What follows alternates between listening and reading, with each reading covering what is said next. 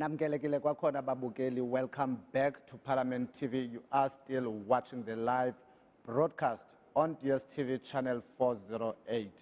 This is Parliament TV, and joining us now is the chairperson of the Portfolio Committee on International Relations, Mr. Supra Mahumapelo. Good afternoon, sir, and welcome. Afternoon. You're looking all good. You're looking ready for the Sona. Thank you very much, and afternoon to the viewers at home. Yeah, today I thought, because it's a special day, you know, one must just slightly and subtly reflect our culture, which is the Botswana culture. And I can assure you, you've represented the Botswana culture very well. Thank you very much. Earlier on, I was even trying to say some few words in Setswana as if I already know that you will be an expert day. one day, don't worry. I'm also learning Zulu and Xhosa, yeah, so that ngikwazi ukukhuluma mhlekazi. Yeah. If you can just briefly share with viewers at home, what are the key priorities for your committee for the 2023 financial year? Well, let's start with Parliament. We must understand that Parliament is responsible for three things in line with the Constitution of the Republic. It's public participation, oversight on the executive, and lawmaking. So those are the three legs. What Parliament then does to execute those responsibilities, it delegates them to various committees of Parliament. Then the various committees of Parliament, based on their programs, based on from time to time what the Speaker gets, then that gets to be delegated to the Portfolio Committee so that they are executed. As far as international relations is concerned, we do oversight on the executive. The department is led by Naledi Pandor of International Relations and Cooperation. We also, as I said, do lawmaking. Most critically, we involve society in whatever we do. In addition to that, it's our responsibility to scrutinize the budget that comes from the department, but the budget has to be accompanied by a plan. So we must make sure that there's synchrony between the plan and the budget, and during the financial year, we follow on spending as to whether it's in line with the promises that were made and the commitments that were made by the department. But we also make sure that the department in its work, because it works within the SADC region, within the Africa as a continent, and globally, just make sure that the department does its work in a way that lifts South Africa in as far as the work of the United Nations is concerned, World Trade Organization, World Economic Forum, Security Council, and all the institutions of governance globally. You will have realized that when the matter of Ukraine and Russia started, there was a particular stance which South Africa took. So as a committee, we had a huge interest on the basis of arriving at a decision by South Africa not to condemn either of the sides in as far as that situation is concerned, and saying, let's use dialogue to make sure that we resolve the problems. Here in South Africa, the committee has come up with a very good initiative. And I hope we can do that because our term is ending next year. Our initiative is that every village in South Africa, every township, and every small town, small dorpy, must have international relation people's oversight forum. So these forums will be throughout the country so that the people from the ground can begin to understand, participate actively in the matters of international relations. I'll give you a practical example. Sometimes there's sentiments of xenophobia isolated in South Africa. Now, how do you deal with that problem? It can't just be about law enforcement. We have to make sure that there's dialogue.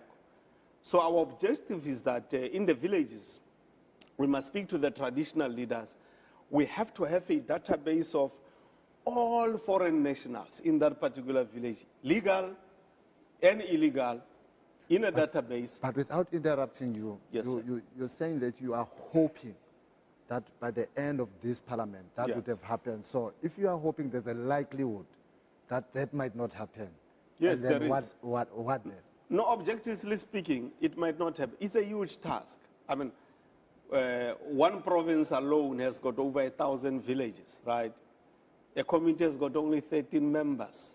We only have 12 months. And in the 12 months, you don't have the entire 365 days.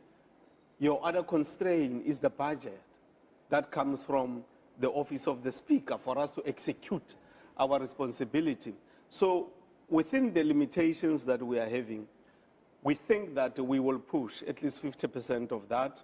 Then those who will come after us will then continue that responsibility, because it's for us to make sure that we set the scene for those who are going to come after us next year after the elections. So we're likely to see that project being carried over to the 7th Parliament? It has to.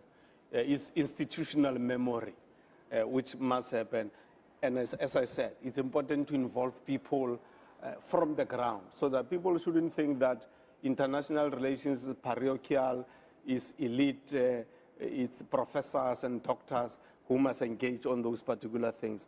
We need on the ground the people to work together, to avoid conflict, to establish the forums which must make sure that there's understanding among our people on the ground, to share, for instance, experiences on entrepreneurship. If you look at some of the foreign nationals who are legal and they're running their small businesses like spaza shops and so on, they've got the skills. Our people have also got the skills. If you melt the two together, that can make sure that indeed we become successful on the ground. And that would indeed be a great work, ensuring that there is that working together with foreign nationals and the South African public, because I'll tell you why.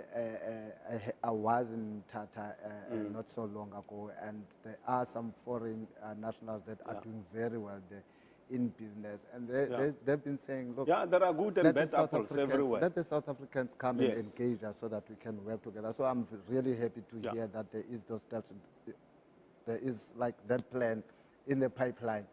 Now, let's just go back to what you mentioned earlier. You talked about monitoring of the department's budget, spending and projects. We are in the last quarter of the financial year. Has the department been spending according to its annual performance plan? Yeah, they have. I mean, the department is hovering around, in terms of their spending, is hovering around 97, 98%. So they are doing well. We are concerned about the delay in constructing the head office of the Pan-African Parliament. That's why last week we went to Midrand to go and look at the land. And we are disappointed that not much progress has been made. And the problem doesn't come from international relations. It comes from public works. That's where the engineers come from. It's also the problem of environmental impact study. It has delayed the project, and we are wasting money paying Gallagher Estates to host PAP, because PAP is based here in South Africa. So we have made a proposal to the minister to say, Minister, adjacent to this land, there is DBSA. DBSA is owned by government through the Department of Finance and Treasury. So we said, make sure that you talk to the Minister of Finance, migrate these people from DBSA elsewhere, so that PAP can immediately start occupying the building. Then we can do the extensions later. You have saved money, you have saved time. You have also saved the possibility of South Africa losing the hosting rights of the Pan-Africanist Parliament. I mean, it's prestigious. It will add to our economy also and improve on tourism. And briefly, what are your expectations tonight from the President? The first thing which the President has to be crystal clear on, unambiguous, it's on how we are going to turn around the energy situation. Because it's not just about lights, it's about the economy, it's about lives of the people, it's about the standing of South Africa globally, because foreign investors will think twice or thrice before they come and invest in South Africa, because of this continuous problem of unreliability of supply of energy. That's critical, right? The second matter that is very, very critical, that the president has to deal with is to indicate, to say, I said in the last 5 years, and as far as job creation is concerned, we are going to do the following things. This is how far we are. And these are the new initiatives. But linked to the second one, my own view is that we have to hurry urgently in accelerating the culture of entrepreneurship in South Africa. And the state must not be afraid to say to you, here is $1 billion rand, we've assessed you, we're not going to leave you alone, we're going to work with you to take you from the ground until you are able to stand on your own. So if we can start doing 1 billionaire per province, targeting young people, specific projects, innovation, it will show people that there is hope. The last thing will be around crime. Crime is becoming a serious problem in South Africa, particularly the maiming of women and children by some criminals here. And yes, the police must do their job, the president will say so.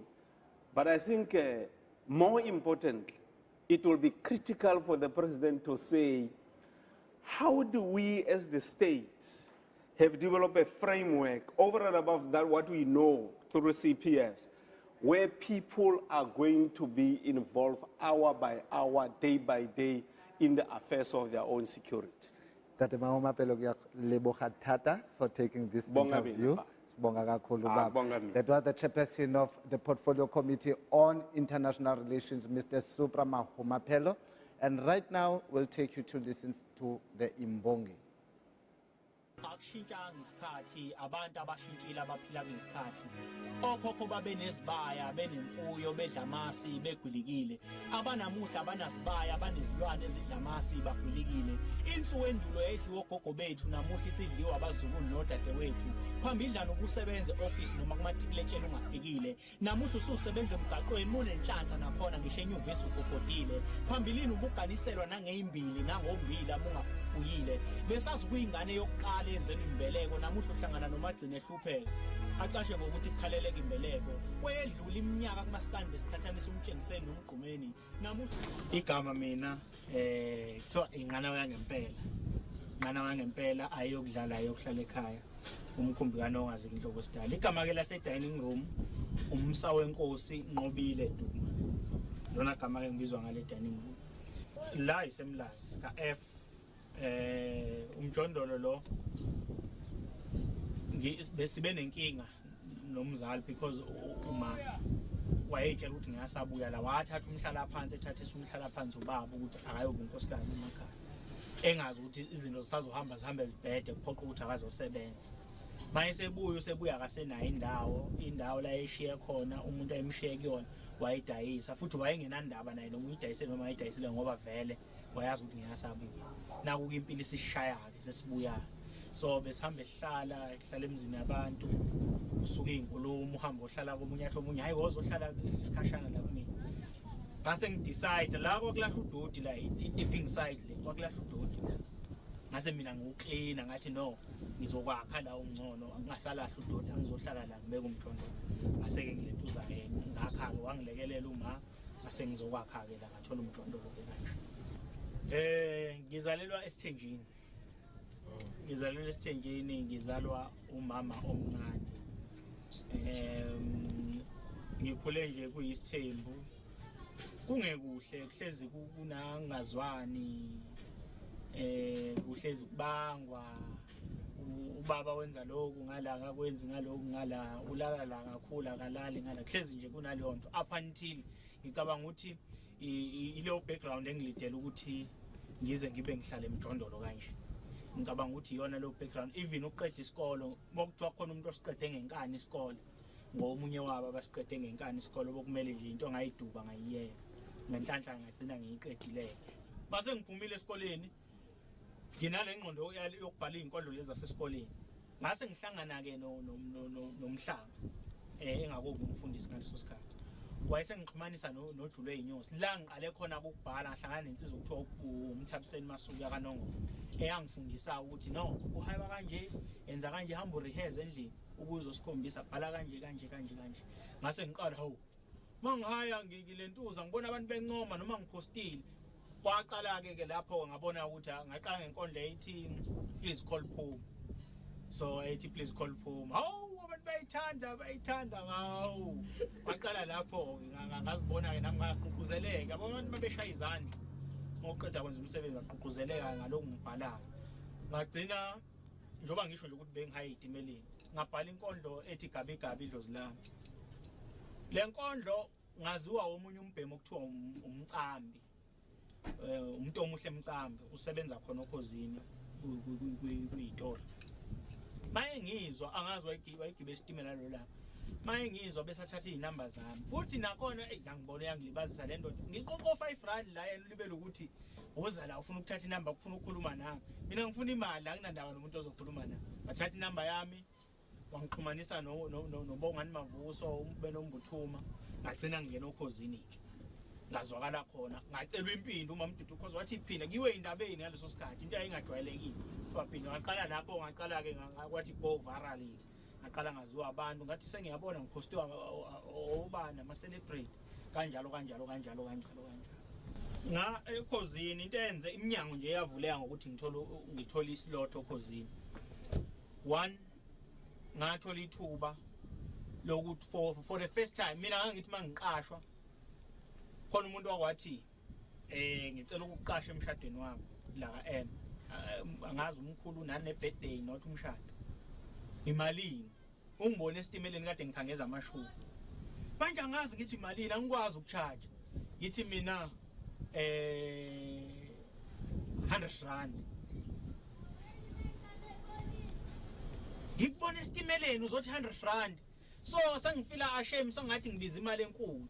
Omunye ngwalentuza wafuna wangibiza ngathi mina ngaqala nga 200 kulokuqala wathi ngikubona esitimeleni songibiza 200 so ngathi senginamahloni ukuthi shuthi ngibize kakhulu mase ngithindwa omunye ngithi mina 100 rand kanti yena unikeziwe urefeyiwe inamba shuthi khona ongibonile wayesethi hey biza lo mfana uzombiza lazo azokwenzela lento inkondlo ave ishaya wangasho ukuthi ungibonekile mina senginale mentality yokuzi undermine ngithi mina 100 rand wathi ongathi uyazi into yenza wangangiqasha naye so ngagcina sengipuzzle sengingazazi mase ngithola opportunity okhozini ubongani Mavuso ube umsakazo ongasekho ongathi angalalela ngokuphumula ngaqala ngayo ukuthi mina ngithola imali engango 5000 ngithola imali engango 10000 ngithola imali engango 2.5 ngangayazi ngaze ngabuza yena ukuthi ngenze njani mangabe ngiqashwa umuntu ngaqala ngabona ukuthi hayi ngoba ngakodumu kakhulu ngithi 3.5 bangibizwa umuntu nje ngibiza emshadweni bangi 3.5 bangiqashe futhi abanye abangaziyo ke ngahe esitimeleni bangi-undermine ke bangangiqasha but abangangazi abangizokhozini babe ngiqasha ngo-3.5 ngihambe ngihaye 12.5 wami ngibuye ngidlele kule ngaqala ke step by step ngazama enye show ebizwa nge-double impact engicabanga ngizoyibuyisa kulo nyaka yafaila yangaba successful but yabakhona kwase kufika i-COVID ke yavala ke kwawuthintanqa ke emva kwe-COVID ke kwanzima kangakanyakazeka njengoba umuntu eqaleke ukubuya ke e-comeback ke kulo nyaka odlule ke sokuvuleka ngaqala ngaba nenhlanhla ho kanti ngithela kumasatma hawo ngawina nasokhozini kuyibongo hawo uyabo kwaqala ke ngabona iminyango ivuleka ngaqala ngaqashwa abantu yabo ngaqala nje inyanga nenyanga thola ukuthi angisasweli senginayo imali ukuthi ngilale ngidlile ngoba unyaka nonyaka bengiye ngiyibekela ukuthi akube khona indondo engiyithathayo ever since ngaqala ukugxila kulento ama competition 2017 unyaka nonyaka ngithola indondo lo nyaka odlule noma ngingayitholanga indondo but ukunominatewa kumasatma mina kube indondo ukunominatewa ukuthi umele iKZN kwasho ukukhulu kumina because baningi sasifisa nabo sixoxa ngisho nomlomo and abanye ngendlela abangangisupportanga ngayo but ngeke ngibabambele igqubu noma nami sokungilungele babe like ukhethwe kanjani wena sikhona thina saziwa ngoba nabo bazamile but abakhethwanga ukhethwe kanjani wena thina sikhona sizwakala emsakazweni wena ugcina ngokutrenda nje la emafonini akhonto etheni pho ukhethwe kanjani kumasatha so abanginikezanga support leyo kodwa kwangijabulisa ukuthi ngiqoqwe ngimele iKZN because kwakhethwa ngama province umsebenzi wokuthi ngihaye umongameli wezwe waseningizimu Afrika kuyiphupho labaningi ngicabanga ukuthi kuumnyango wempumelelo lo noku-interviewa yini nina kuumnyango wempumelelo ingangoba kunabantu abake bafika kumina befisa bethi hey siyafisa mfana wami ngelinye ilanga hey ubongela umongameli wezwe uyabona umuntu mayisho njalo usuke eshiya isibusiso ngoba isifiso leso usofisela into enhle zonke izinto engiyifiselwa abantu ngicabanga ukuthi yibusiso zonke izinto engiyifiselwa abantu even ukuyokhozini ngangifiselwa abantu hey sengathi ungakuthola ithuba okhozini ngalithola sengathi ungakuhaya umongameli naku ke phuma kunabantu abawu3 abasho lento leyenzeka la manje ngizobe ngimbonga lapha ngimbiza ngomshanelo wenona angeke ngikwazi ukuzisho manje ngoba angifuni ukuthi abantu bashishe beza kodwa nje impela lapha ngifuna ukugila ezibukwayo ngifuna nje ukuthi ngigile ezibukwayo amaZulu ngarepresent kahle ngoba empeleni ngirepresenta isilo umisuzulu ngirepresenta amaZulu wonke ngirepresenta imbongi zonke zase KZN ngirepresenta umndeni wami ngirepresenta ibandla engikulo ngirepresenta nje iKZN yonke ngokuhlukana kwayo nginenkolelo ukuthi ke lokhu kuumnyango wokuhamba amazwe ngicabanga ukuthi emva kwala uNkulunkulu uzobegile ezibukwayo ngokuthi angihambisa amazwe ngaso lesi sizulu ngicabanga ukuthi ababe ngibuza phambilini bethi inkondlo zokusaba ngicabanga ukuthi bazophendula la ngisuka khona nakimi kwangelula esikoleni ngangiswele ngisho irula ngangayiphatha kanjani iselula ngikhule ngilusa mayingaphelele impuyo nginenebulwa mina ngilazi ithuna lika mama ngikhule kuthiwa wathwetshulwa nokungithola kwakhe mangizwa kahle sengathi wadlwengula kwakungiphoqa ukungadlala esikoleni imfundo kuphela eyayizongikhulula mina ngikhule ngiyilentanda nembi engenanina ngoba nina nithi enhle ngumakhothwa ngunina la ngisuka khona nakimi kwangelula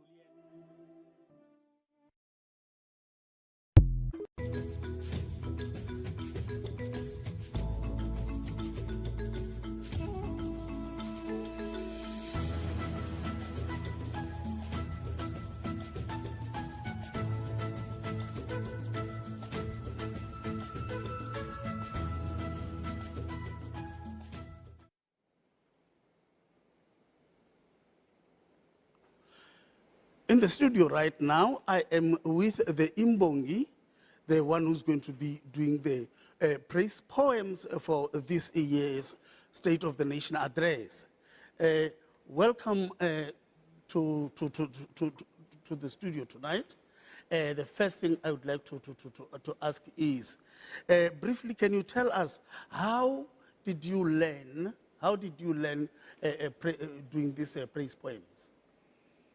Ngingathi kwi-background yami esikoleni la bengifunda khona bakwenzeka ukuthi ekwazini ukuthi maqoka abantu abazomela isiZulu abazokhuluma mhlawumbe noma babongele something bengiba omunye walabo bafundi abakhethwayo so ngathi mangiqeda ngivele nginothando kwele inkondlo kodwa ezibhalwa phansi ngingakwazi ukuzisho ngomlomo vocal ngase ngingena kwenye organization engenza inzuzo eyayiholwa umthabiseni Masuku insizwa kaNongoma yafika yangifundisa ukuthi no isho ngendlela yakho ungalingisa omunye umuntu isho angilungise lapha ngagcina ke nami ke sengikwazi ukulentuza kodwa ukugxila kwizibongo ngiqale 2019 kona ngoba ngafikelwa umuzwa nje ukuthi angihonorishe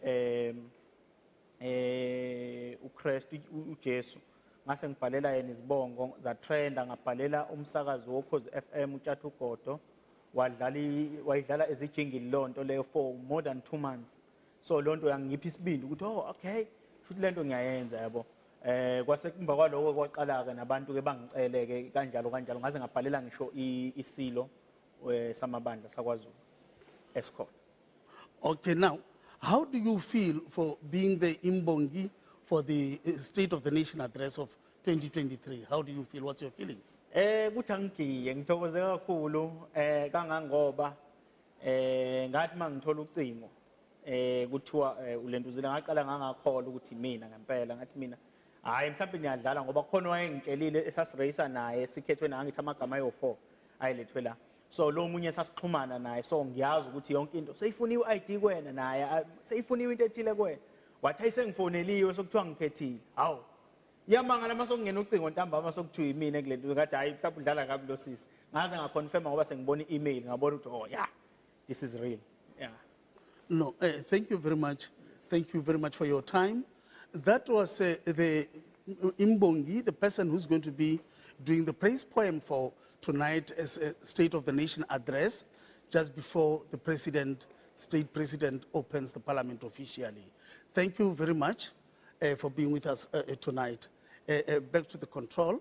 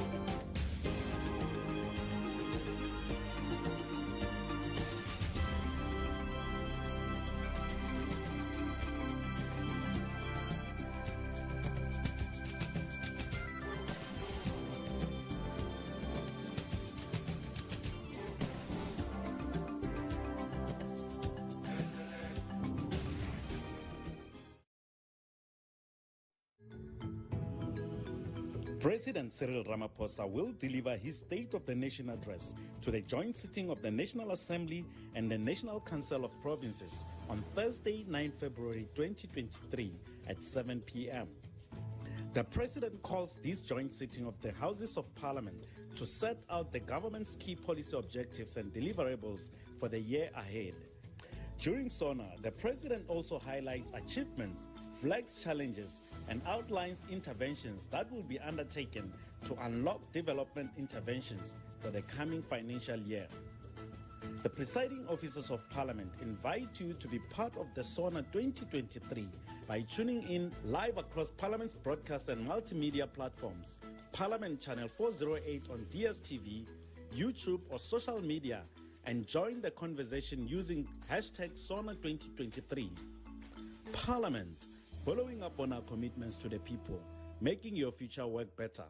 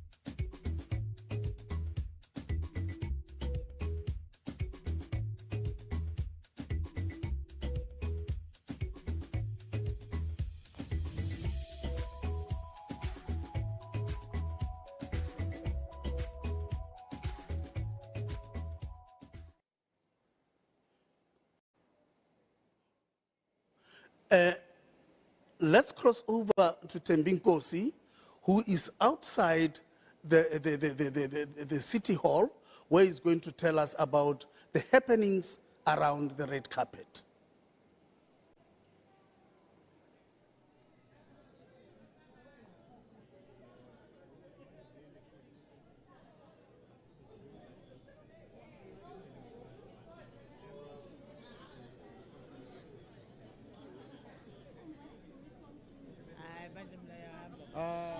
Bye. Ma'am, it's got to go.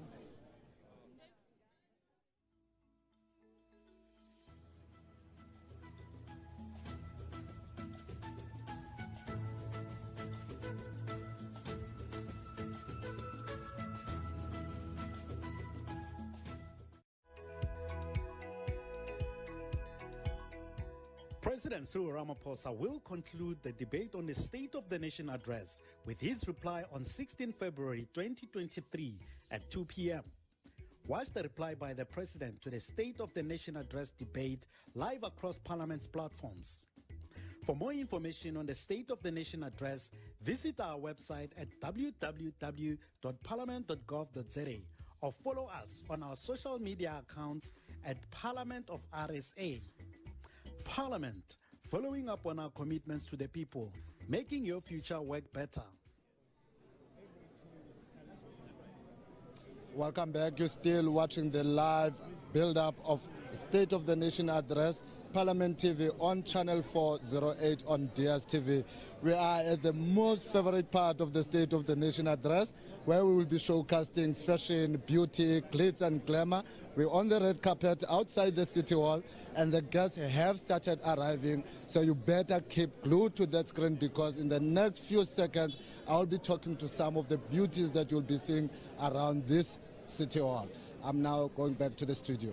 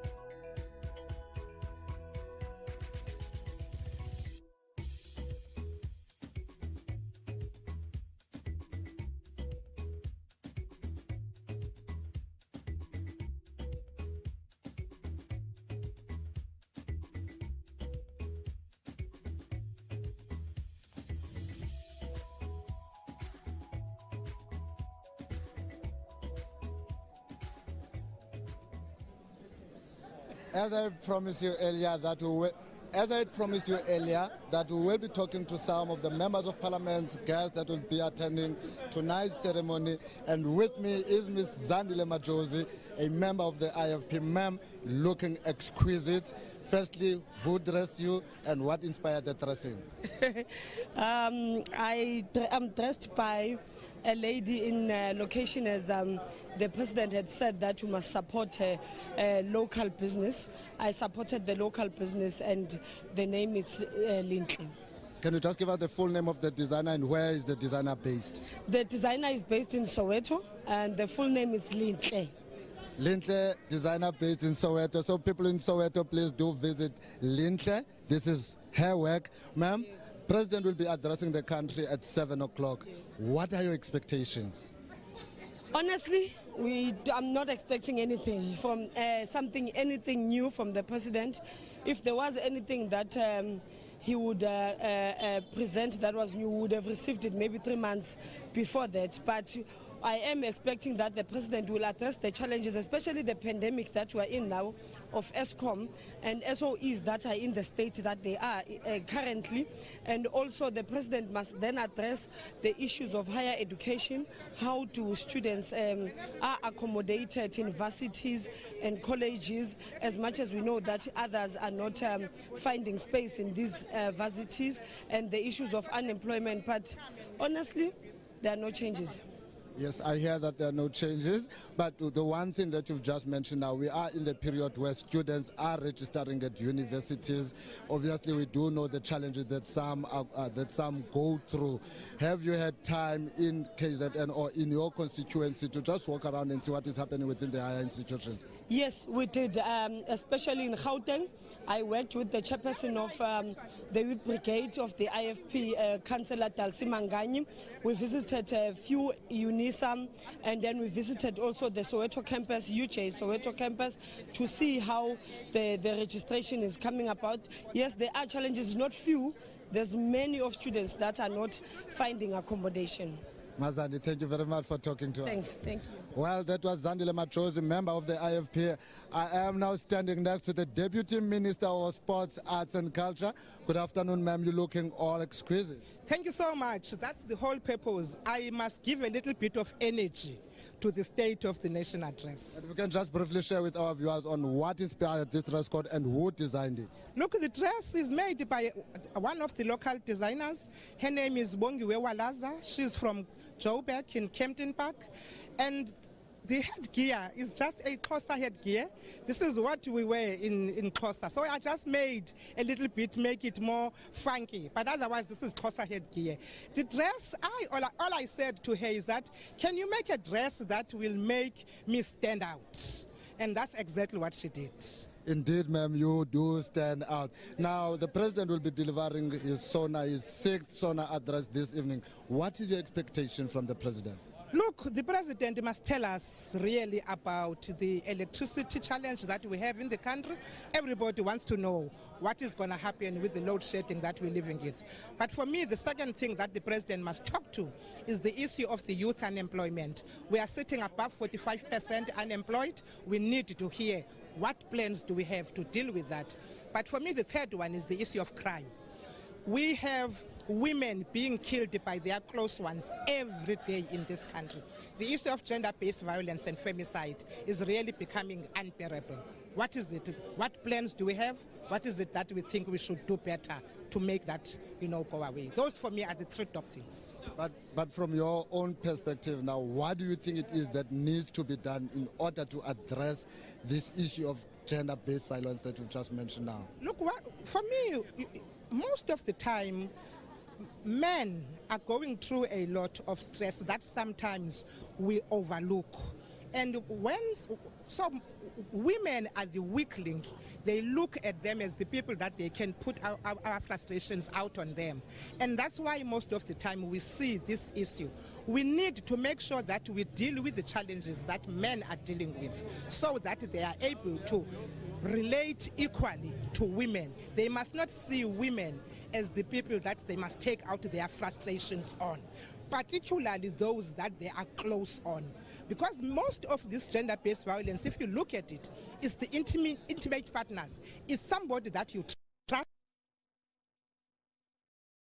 and is the one that actually does this. So we need to deal with it. It's a pleasure. Thank you so much. Good luck to you too. Have a good one.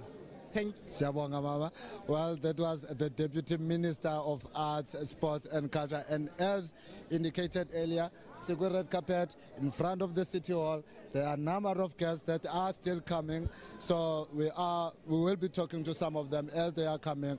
But there's people that often are forgotten when we're talking to the people that are attending the dress. So I'm going to check and see if I can speak to one of my media colleagues just to hear if they have been treated well here in this institution. Mr. Photographer, hi. Would you like to talk to us? Timmy Ngosi from Parliament TV.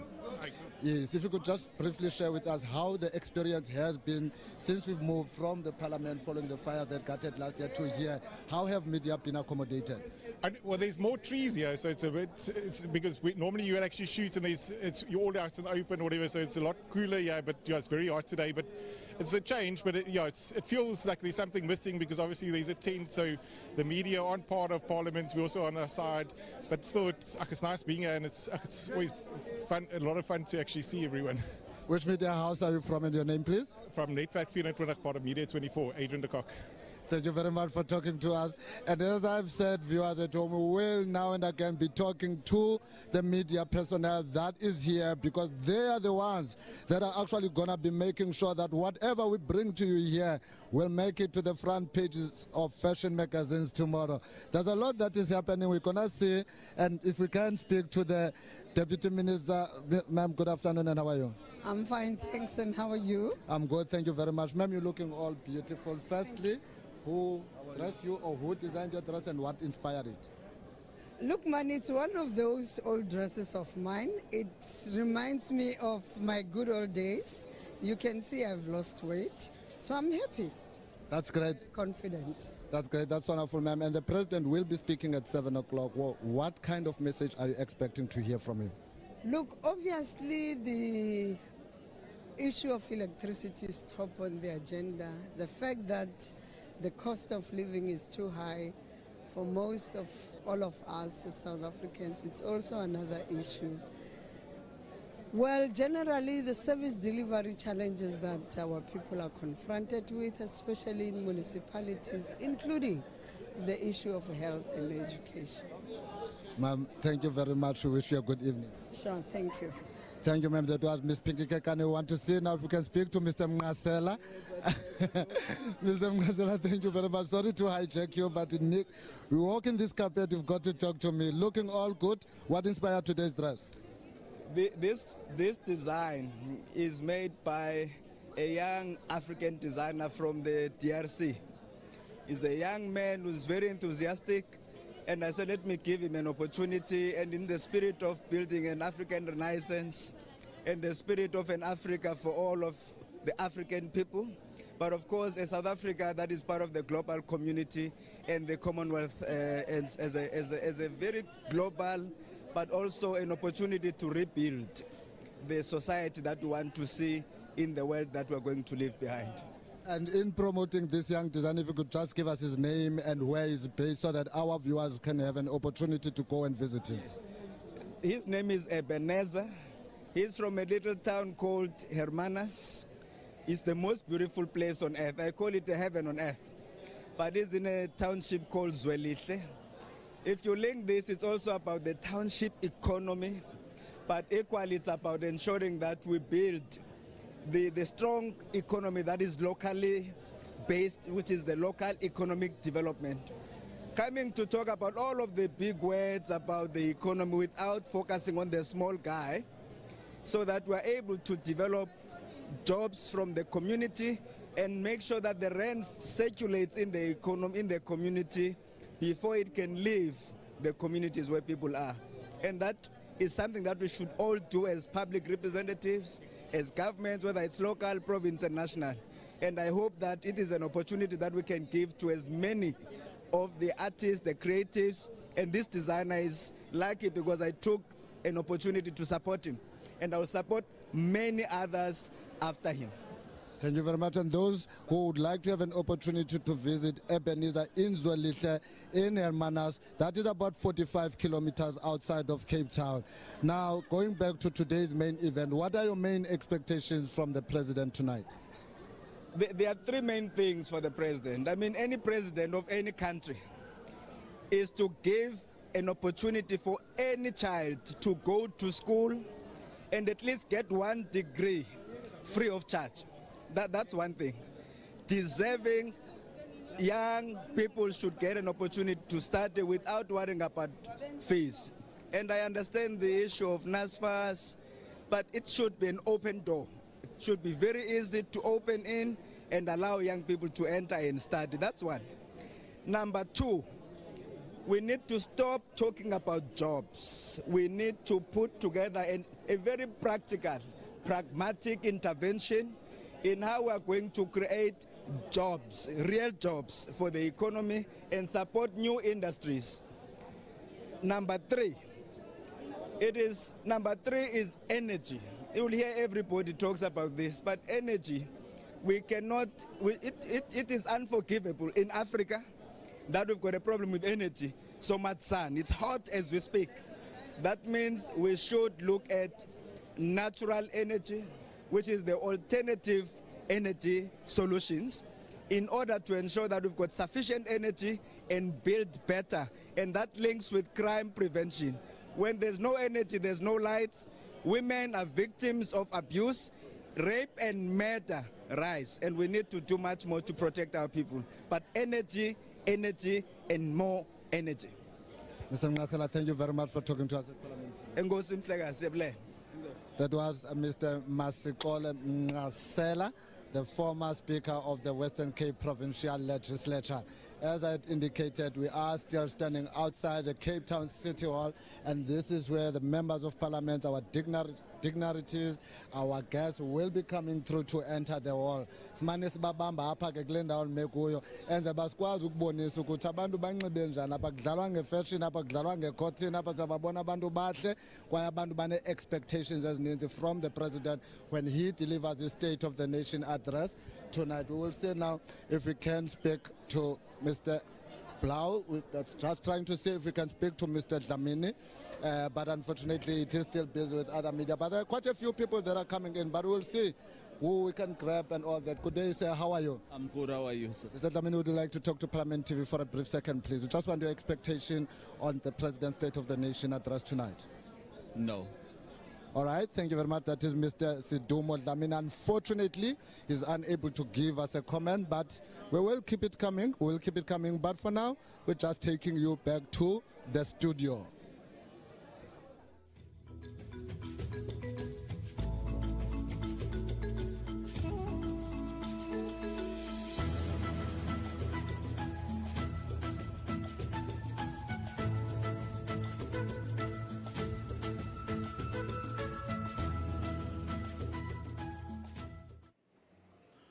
The State of the Nation address is also about celebrating our nation and nation building. It is a state ceremony where the three arms of the state are represented, namely the judiciary, the legislature, and the executive. I am joined by the former head of protocol in Parliament, Dr. Alexander Stander, as we inch even closer and closer to the formal proceedings of the State of the Nation. Dr. Stander, good evening and welcome. Thank you, Mr. Lemekwana. Dr. Stander, can you just briefly give us the outline of the sequential proceedings of the State of the Nation address? Sure. Good evening to the viewers. It is a privilege to be with you and to share the celebration that happens, the ceremony of the state, which is the state opening of the fourth session of the 6th Parliament and the State of the Nation address by the President of the Republic. As you know, Mr. Lemekwana, the President summons a joint sitting of the two houses of Parliament for special business in terms of Article 84.2d of the Constitution, to give the program of his government to the people. It is actually the President's day with the nation on which he gives the program of the government as head of government, and he comes as head of state to this occasion. On that score, I think one should note the President of the Republic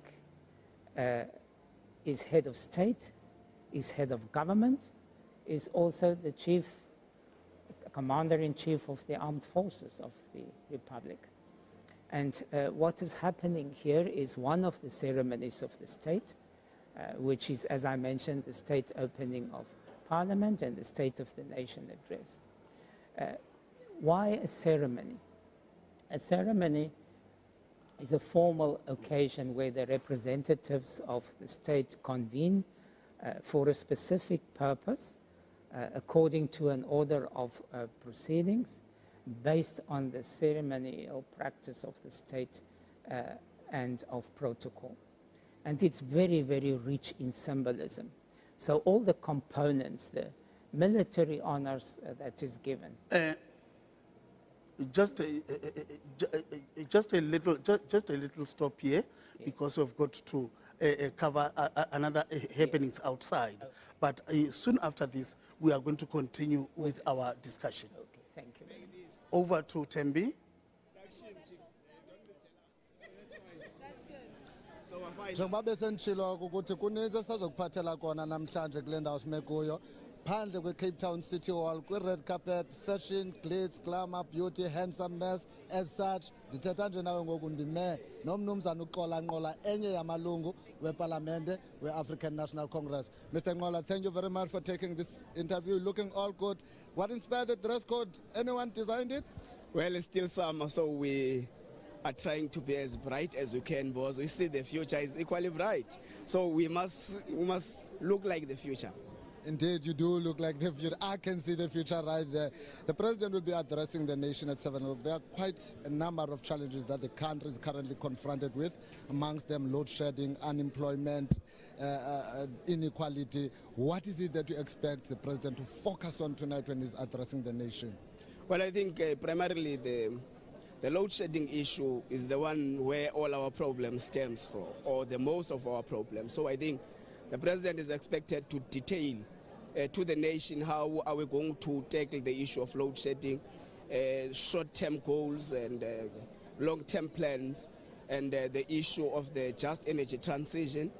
Because we all know that jobs have been lost, businesses are closing, the economy is going down, the cost of living is going up, and all other problems of the country. So if we go straight to the issue of fixing ESCOM so that we distribute an uninterrupted energy supply, so we'll be able to tackle some of the issues going forward. So I think load shedding is the main because it culminates to the issue of having a stable economy, a growing economy, in turn having to address unemployment that is growing up rapidly amongst young people, and equally the issue of poverty, because I believe that if you address the issue of unemployment amongst young people and amongst the populace in general, you are then therefore able to indirectly deal with poverty levels in the country. Enye into Mr. Nqola, ufika kweli xesha sikulo siyayazi uba institutions of higher learning ezininzi zigcwele ngabantwana, abanye babhizi i-registration, abanye basakhangela indawo yofunda, abanye bakhangela indawo zohlala, abanye bayakhala pha bayazi babenzini. Wena ezumntu omtsha nganguphi umyalezo nowugqithisa kwabo bantu bakwimeko enjalo ngeli xesha? Well, we are indeed in a registration period in the institutions of higher learning, and we have had an outcry of many of them having crying in terms of in terms of the space that is available within the higher education sector.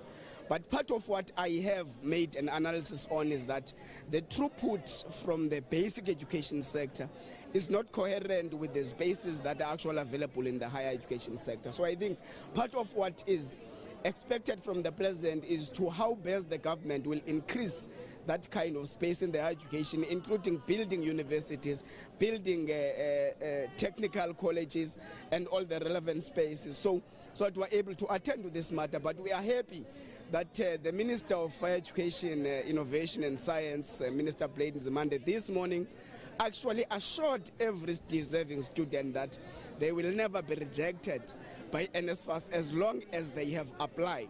So it's a commitment from government that funds are going to be available to ensure that those who are deserving students to go and enroll in the institutions of higher learning are not rejected on the basis that they are needy, they come from needy backgrounds. So that's an interesting development in regards to the higher education. Thank you. Mr. Nqola, thank you very much. Let's see if we can speak to some of the people that, there are a number of people that are coming through. And with me is Miss Susan Tsebeme. Welcome to Cape Town. You're looking all good, beautiful. What inspired the dress code? Any designers? Yes, it was designed by one of my friends, a member of the ANC who is in the office of the speaker in the Rustenburg municipality. Just a comrade who designed it for me. Just to promote and give opportunity for other people to get in touch with that comrade, you could just give us the name of the designer and where is the designer based? Yes, I will give it to you later. Oh, all right, ma'am. And then the president will be delivering the State of the Nation in a few hours from now. What is it that you expect to hear from the president?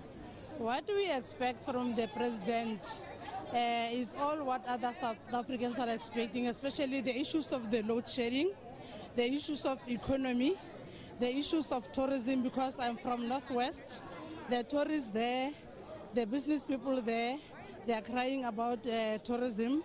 But we are very much hopeful that the president will present plans that will take us to the future. We are very much hopeful that the president will lead the implementation, and we are very much hopeful that the president will take us out of the load shedding.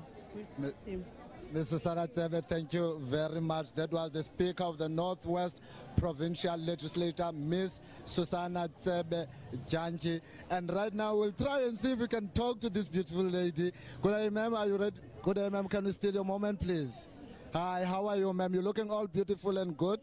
Who designed the dress and what inspired today's dress code? It's Abba who designed it from Cape Town. Okay.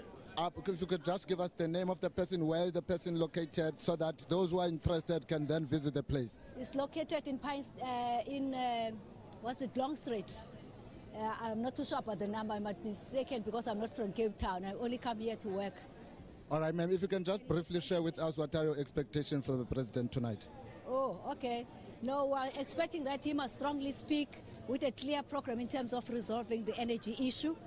Hopefully by the end of the year, the electricity in terms of the loads would have been decreased, as well as job creation, investing in infrastructure as well, which is very important. Ma'am, thank you very much for talking to us.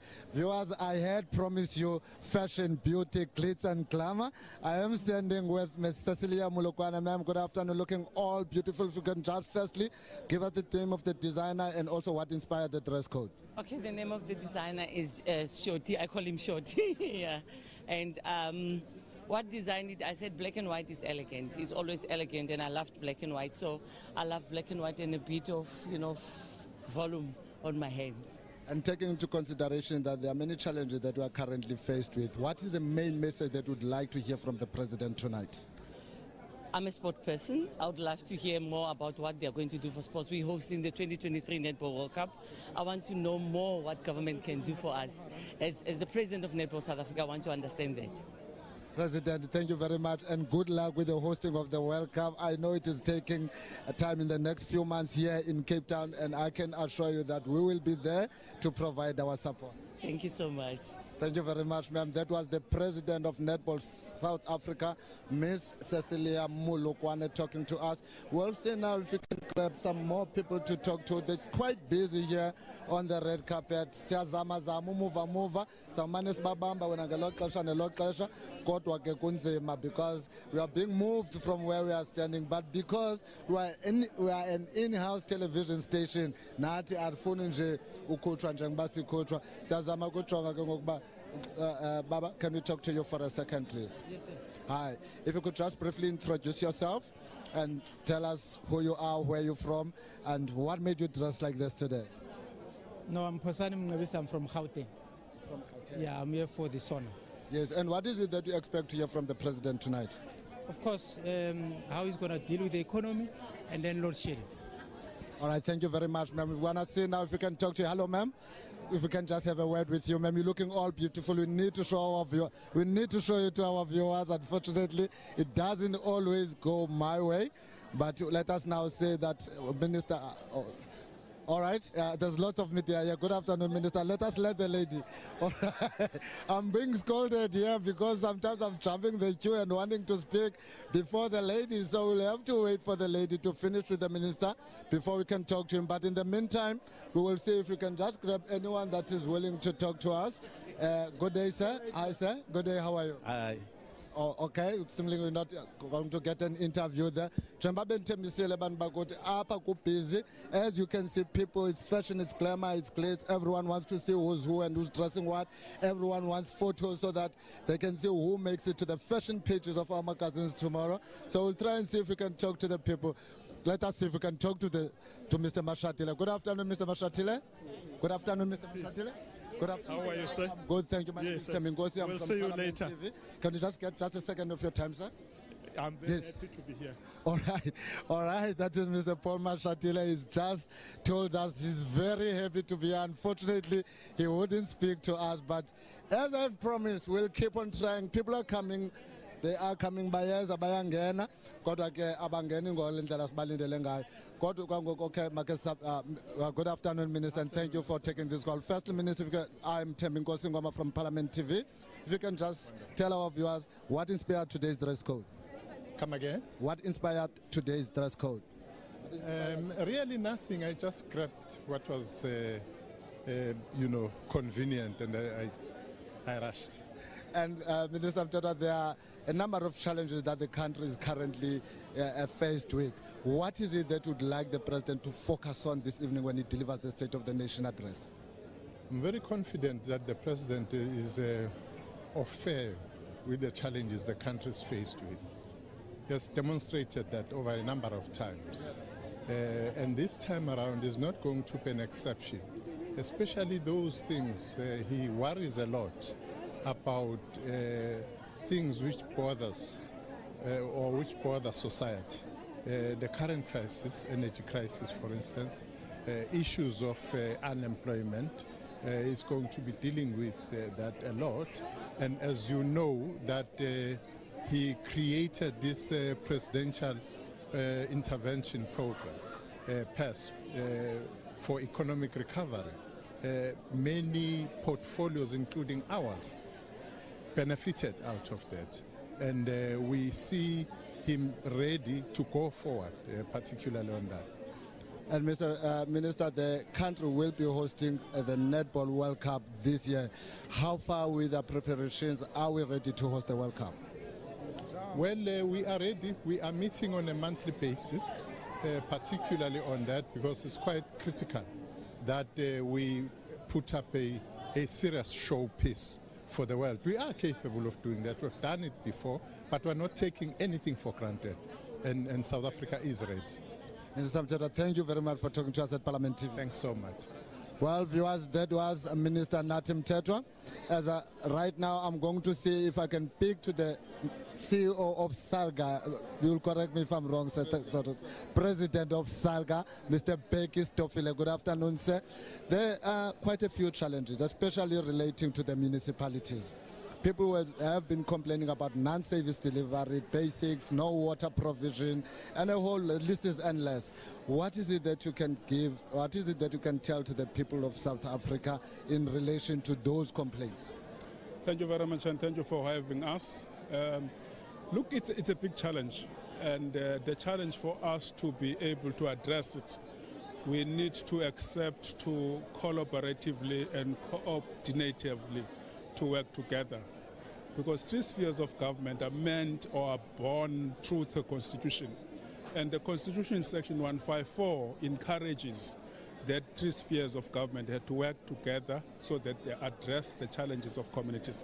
So challenges of communities, it cannot be addressed through local government alone, because local government is a vehicle to render service, and therefore other spheres of government have to come handy in that vehicle, in making that vehicle function.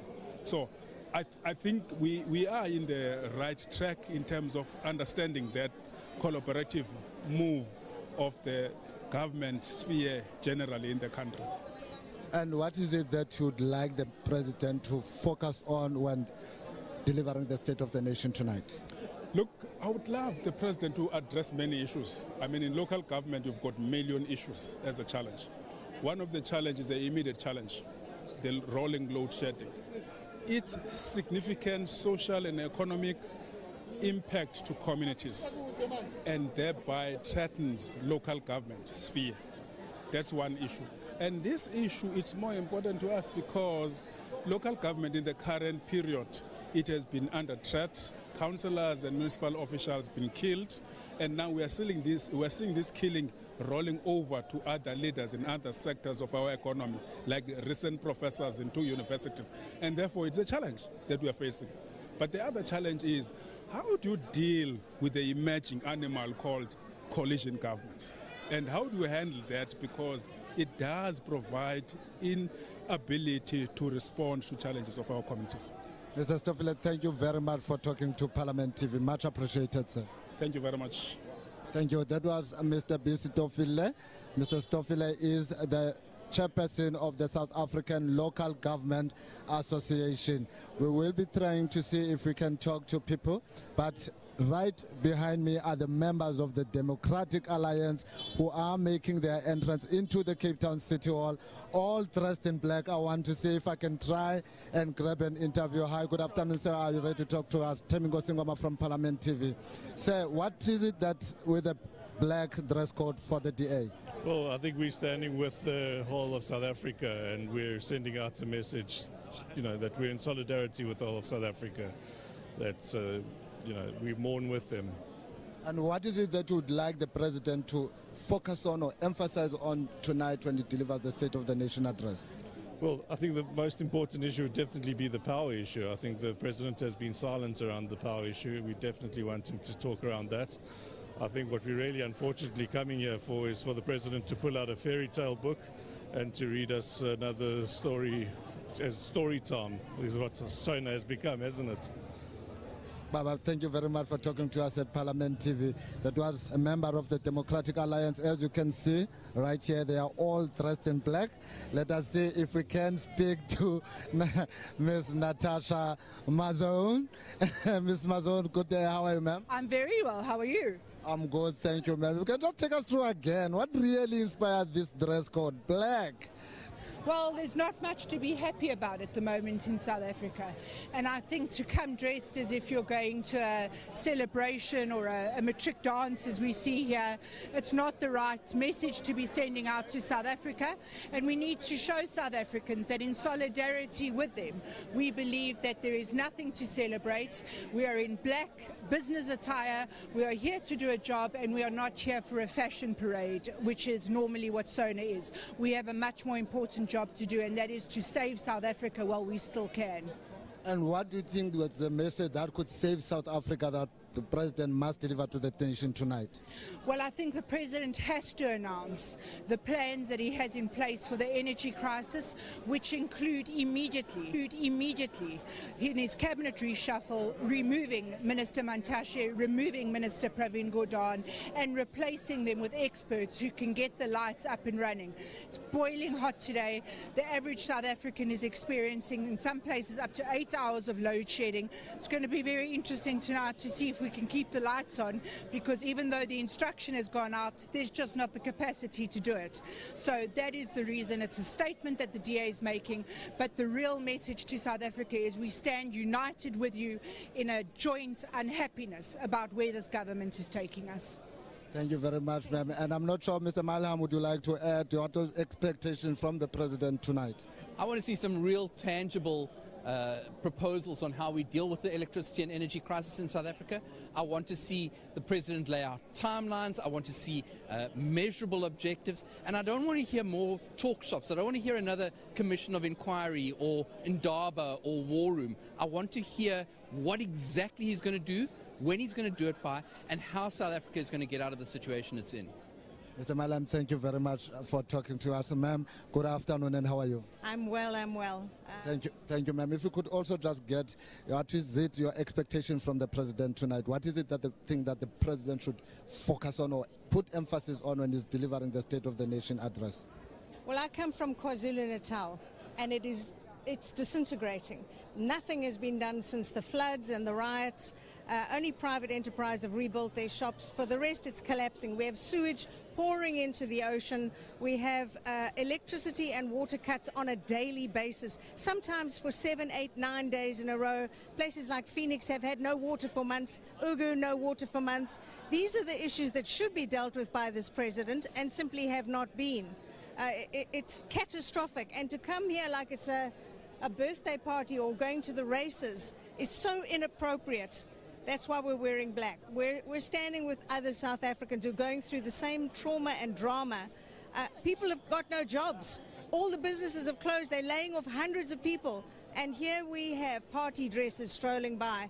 I'm sorry, it's unacceptable, absolutely unacceptable. Unacceptable indeed. Thank you very much, ma'am, for talking to us. We are continuing bringing you the live broadcast of the State of the Nation address, but for now we'll have to take you back to the studio.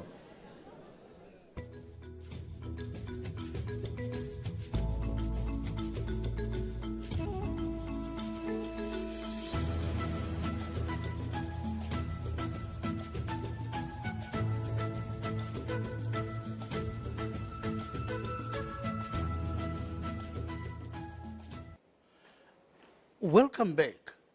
You are watching Parliament TV, broadcasting live from the City Hall in Cape Town. Dr. Stander, may we continue with the discussion that we had before the crossover? Thank you, sir. We were talking about the constitutional side of the calling of the joint sitting by His Excellency the President to deliver his State of the Nation address to the people of South Africa. On that score, it's interesting to mention, on occasion of such a ceremony of the state, all three of the authorities, or as it's commonly known, the arms or the branches of the state, the legislative authority, the executive, and the judiciary convene for the specific purpose. And one will see symbolically and ceremonially how the roles are played out on such an occasion. And then the symbols that comes, such as the parliamentary symbols and other symbols, as well as the military honors, it all visually symbolizes and indicates the authority of the state and the authority of the various arms of the state as they play out their roles. On that score, I mentioned the various ceremonies of the state in the Republic of South Africa. I can just maybe quickly say what they are. They are the inauguration of the President of the Republic. They are the receiving of a foreign head of state. They are the funeral of a head of state. They are the investiture with national orders. They are the presentation of credentials to the President of the Republic. And then there are the swearing-in ceremonies of high dignitaries. And the ceremony we're talking about, of course, the state opening of Parliament ceremony. So on this occasion, we have a full ceremonial format, which means that you will have full honors being extended to His Excellency the President as head of state, which will be the 21 gun salute, which is a salute flight by the South African Air Force, and which of course is a national salute given by the National Ceremonial Guard with the national anthem. You will notice that the President will acknowledge that salute given to him as head of state and Commander-in-Chief of the Armed Forces by placing his hand on his chest on the saluting dais when he receives that during the national salute given. In monarchies, for instance, that salute given to the monarch is called a royal salute. Now, ceremonies like this, the South African, which is the South African ceremony, it also has some national customs and traditions reflected in it. In South Africa, we have a historical inheritance, being a Commonwealth country, and we have some practices which we inherited from the United Kingdom, but we have transformed the symbols and we have introduced some particular South African and African elements into the ceremony. If I can explain on that, is you have just interviewed the Mbongi. The Mbongi is an element that has been introduced into this particular ceremony, which is a particular African component. If I say on the historical inheritance, is you will see the symbols of Parliament. We still have a mace and a black rod. That is the symbols of the authority of the Speaker of the National Assembly and the authority of the Chairperson of the National Council of Provinces. The ceremonial components also point to the authority of the state, which means as Commander-in-Chief of the Armed Forces, remembering that the SANDF guarantees the sovereignty of the borders of our country and defense of our country, and the SAPS guarantees the safety internally of the Republic and the people. You will ceremonially, they are escorting the president, they are lining the streets. There's a mounted police escort, there's a military cycle escort. There is a step guard on the steps, there aids the car to the president, and then there are the components that I have mentioned. I can also mention something about the red carpet. It's quite a popular theme to reflect, because the red carpet is used in two different ways. There is how it's used in occasions of state and according to the rules of state, and then as it became popularized for some functions like celebrity functions. But here is the occasion of the state. In the South African state, that carpet is given to a head of state, to a visiting head of state, on ceremonial occasions. It is not rolled out, say for instance, when the president comes to answer questions in Parliament. It's on ceremonial occasions. And the history of that, why the red carpet? We are just going to cross over for some happenings of the red carpet again.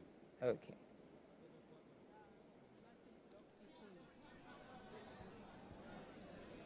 You're gonna Ask about the fashion, the designer. Yes, as I had promised that I will be bringing you fashion, glitz and glamour, and with me now is Minister Lindiwe Zulu. Ma'am, good afternoon and thank you for talking to Parliament TV. Thank you, Parliament TV. I'd like to see Parliament TV grow and grow. Thank you very much, ma'am. If you can just briefly tell our viewers what inspired the dress code and who designed it. This was designed as usual by my daughter Pindile Zulu of Amakawe Koto. She decided this year, she normally goes for ANC colors, but this year she said she wants colors that will bring peace to South Africa. That's why she chose white, but she was more motivated by the Rainbow Nation. Hence you can see all the colors of the flag are in this outfit. That's why she decided, let's do a change this time and just give some hope to the people of South Africa. All colors bring hope, but she decided on the white.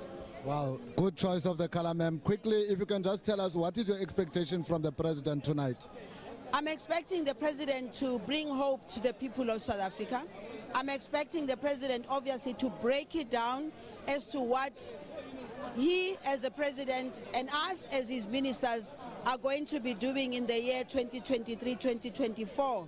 I'm also expecting the president to inspire the people of South Africa to also be supportive of the government, be appreciative of the work that we do, but I'm also expecting that the president will call on the people of South Africa to work together.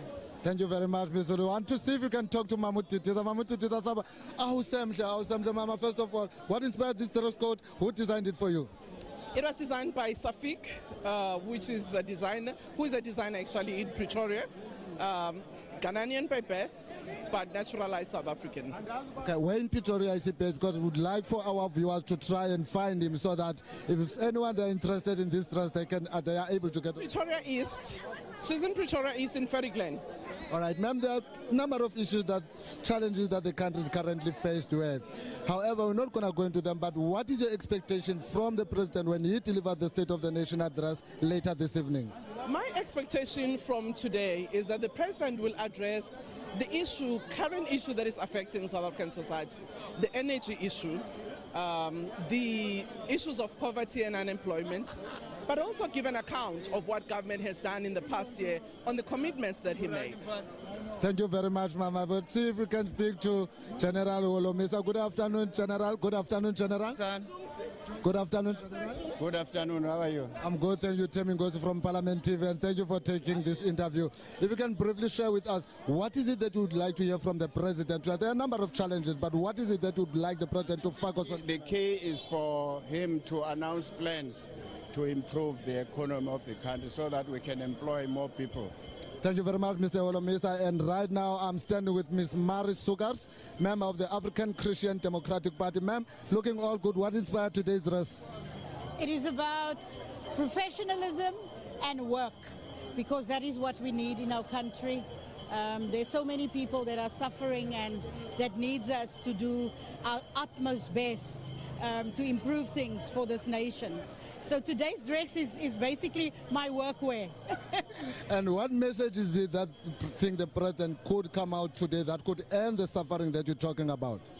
You know, Tembenkosi, what we really want is an answer to the nation. One for people to really hear that the president will put measures in place to ensure that it becomes much more safer for women and children. Behind the statistics of unemployment, the statistics of crime, there are faces behind them. And most of that is the faces of women and children. And so I'm hoping that the president again will address the step up of law enforcement, our courts, the justice system, to ensure that those that perpetrate such crimes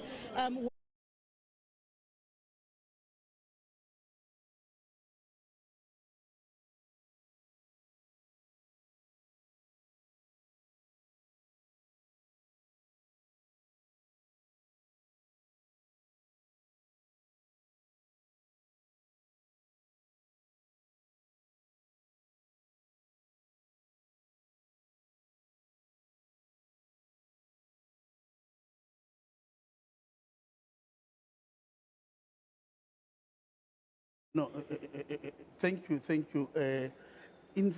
Right now, Dr. Stander, can you take us through the proceedings, like what is happening right now on the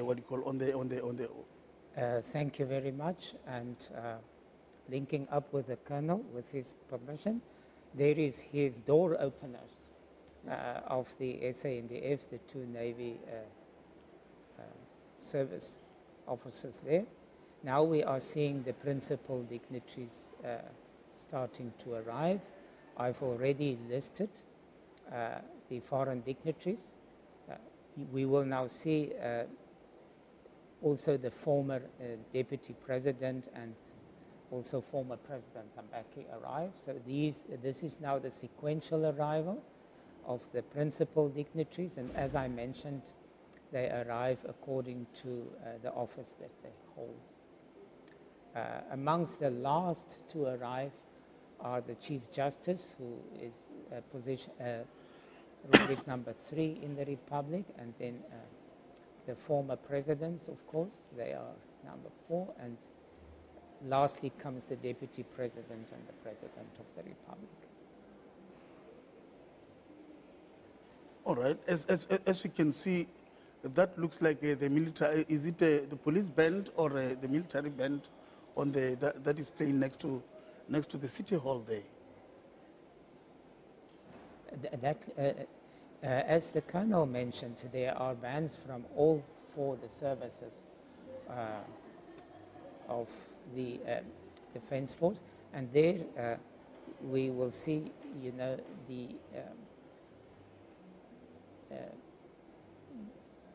we'll see the next principal dignitary to be arriving shortly. Okay. So right on that now, score, I may just say, with the Colonel's permission,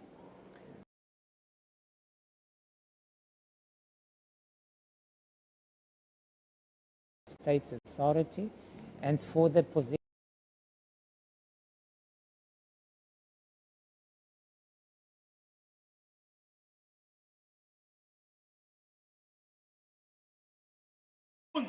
ibinda ikhawaliqeda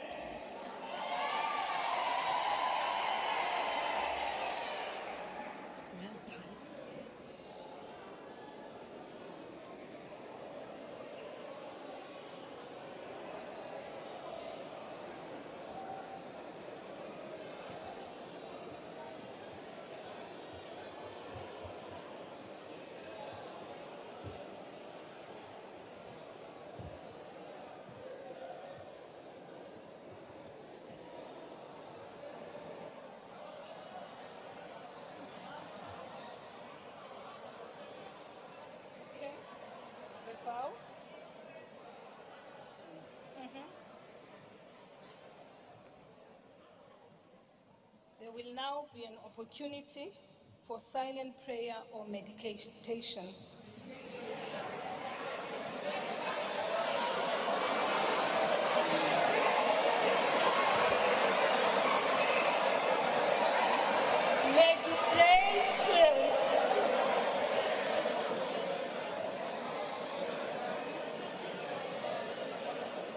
Honorable members, please be seated.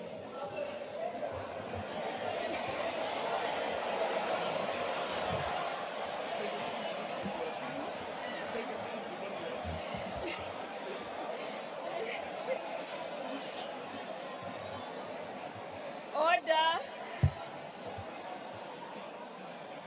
Order. Order, honorable members. Honorable members, the President has called this joint sitting of the National Assembly and the National Council of Provinces in terms of Section 84(2)(d) of the Constitution of the Republic of South Africa, with Joint Rule 71A, in order to deliver his State of the Nation address to Parliament. So, honorable members, before I invite the Honorable President to address this joint sitting, I wish to remind all of us of Chapter 2 of the Joint Rules of Parliament, specifically Parts 1 and 2, which deal with order in joint sittings and the rules of debate. In this regard, I wish to highlight the following, honorable members. Rule 13 provides that an assembly or council member, other than the officer presiding at a joint sitting, may not speak at the sitting unless invited to do so by the presiding officer, or without having obtained the permission of the Speaker and the Chairperson of the Council of Provinces before the meeting. Rule 14, honorable members, states that if the presiding officer is of the opinion that a member is deliberately contravening a provision of these rules, or that a member is in contempt of or in disregarding the authority of the chair, or that a member's conduct is grossly disorderly, he or she may order the member to withdraw immediately from the chamber for the remainder of the sitting. Rule 14(0) states that no member shall refer to any other member by his or her first name or names only.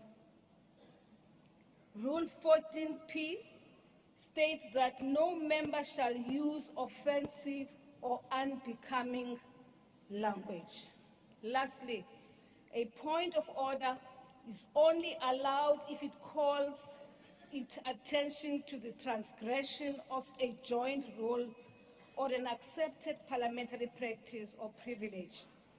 Spurious points of order are out of order. As members are aware, the rules are there to protect the dignity and the decorum of the House, and to ensure that business before the Houses of Parliament are conducted in an orderly manner. I now call on the Honorable the President to address the joint sitting.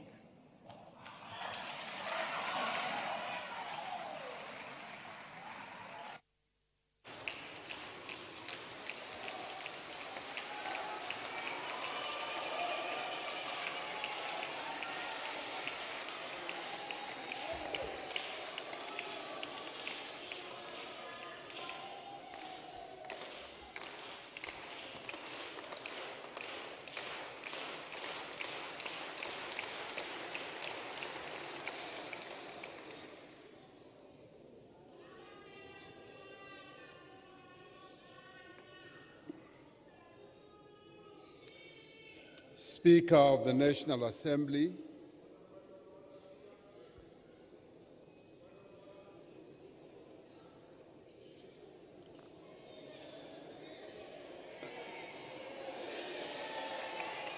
Continue.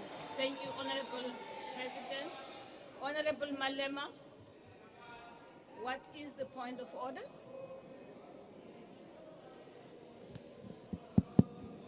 You asked Mr. Ramaphosa to sit down first. I'm standing.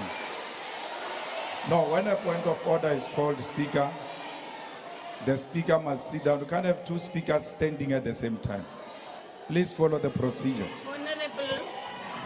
Honorable Malema. I'm rising on Joint Rules 14S.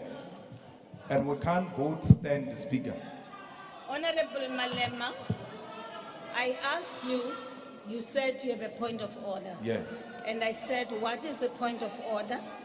And I allowed you to go ahead. But please, Speaker, in terms of procedure, the President must sit down. I will order the President to sit down if I feel it is necessary for him to do so. I will. No, sit down, honorable members. Honorable Speaker, it's not the rules. That's not how it works. Honorable Speaker, I think we are, as honorable members, violating the joint rules of this House by allowing Mr. Ramaphosa to speak here because he has taken this parliament to court. And by taking this parliament to court, he has passed a motion of no confidence on this parliament. And he can't have his cake and still eat it because until the court has resolved on the dispute between us as parliament and him, he's got no leg to stand before us as a legitimate body to address us. And therefore, I ask that the Speaker should actually declare this meeting closed because he had no right even to convene us to come here. How can he convene the people that he has taken to court? And in that court, Speaker, you are the first respondent. Effectively, he has taken you to court. And that if he wins this case, it means that this body has acted unlawfully against him.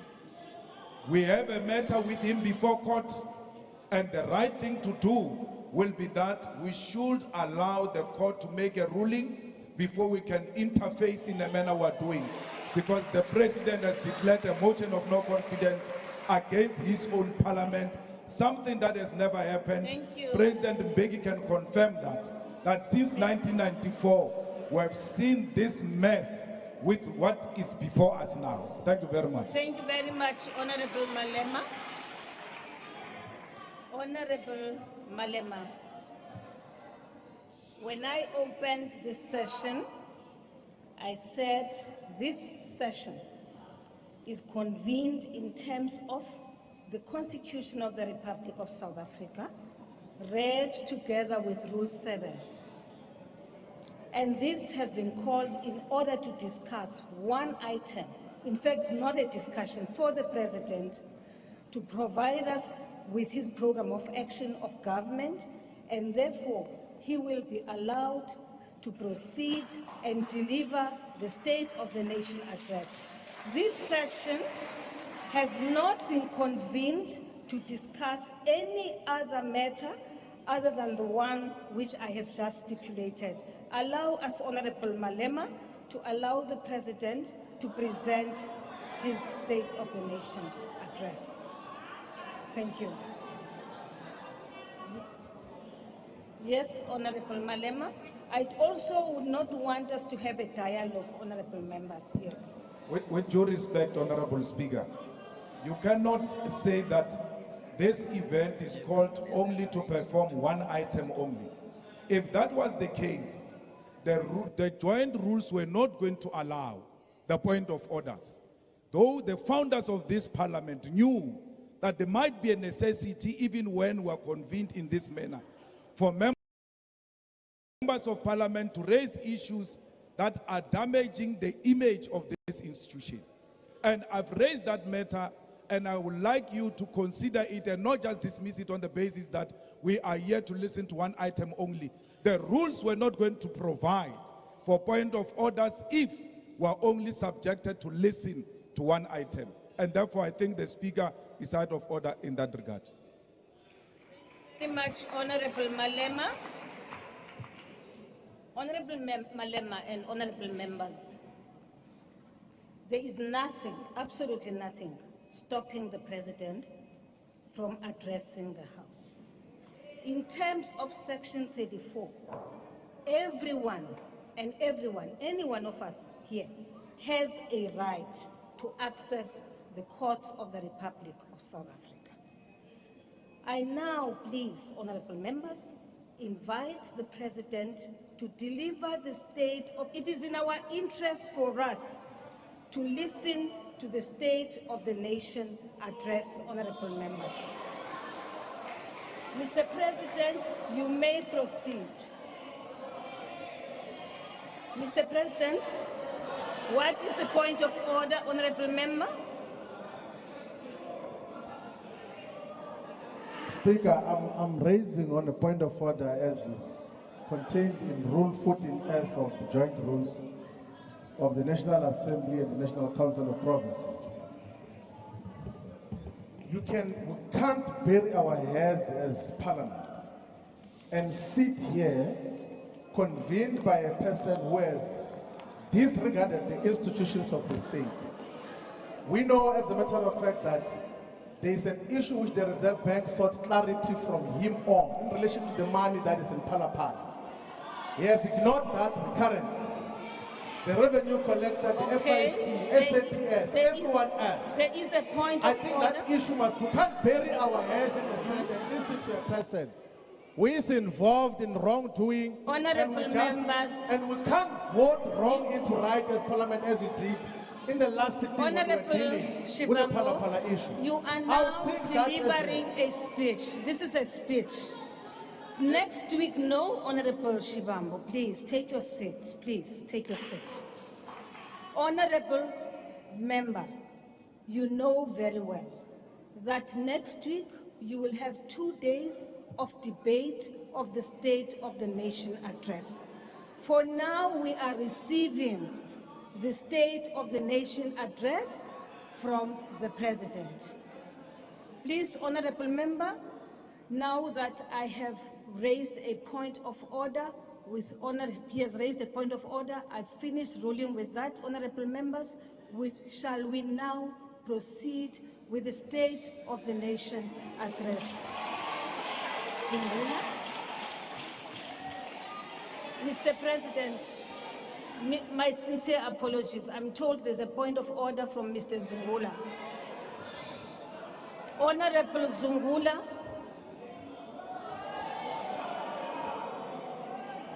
Speaker, yes. I want to call a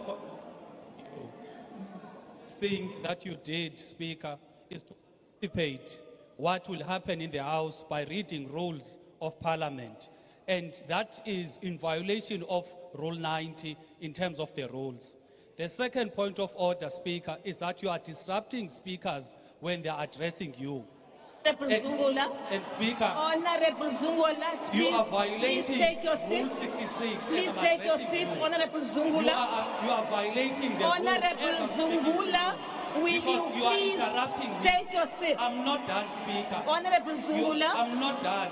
take Speaker, your seat. I'm a member of Parliament. I've got a Honorable right to Zungula, raise a point of order. I am calling you for the third time. Speaker, Honorable Zungula. I am raising a point of order. Honorable Zungula. I'm raising a point of order. Honorable Zungula. Honorable Zungula, I have called you out thrice now. And I am now, no, hold on. Honorable Zungula, I read these rules deliberately and I stated that 14G allows that if the presiding officer is of the view, right, or that a member is deliberately contravening a provision, and that's exactly what you have just done. I request you to leave the House. I do. I request you, Honorable Zungula, to leave the House. Honorable Zungula, I request you to leave the House.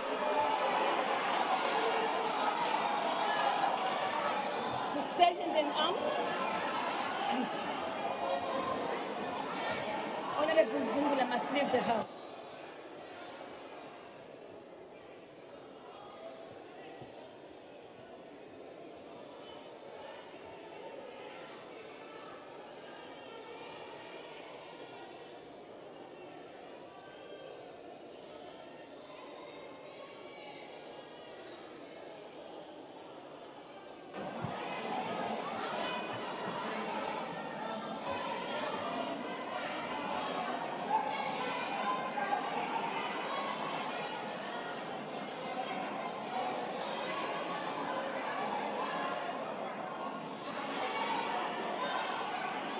Thank you very much.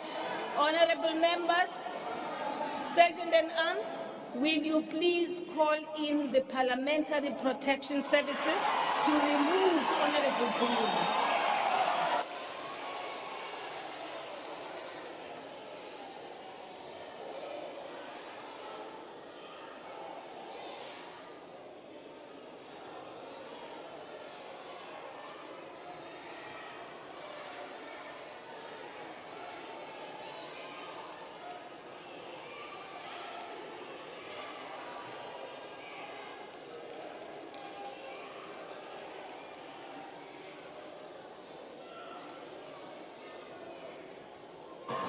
I thank you, honorable members. In fact, honorable members, the reason why I ignored what Honorable Zungula raised, it is because it is not, he quoted a wrong rule. And that's it. This matter is now over. Honorable Zungula is out. Shall we then proceed with the State of the Nation address? Mr. President, you may proceed.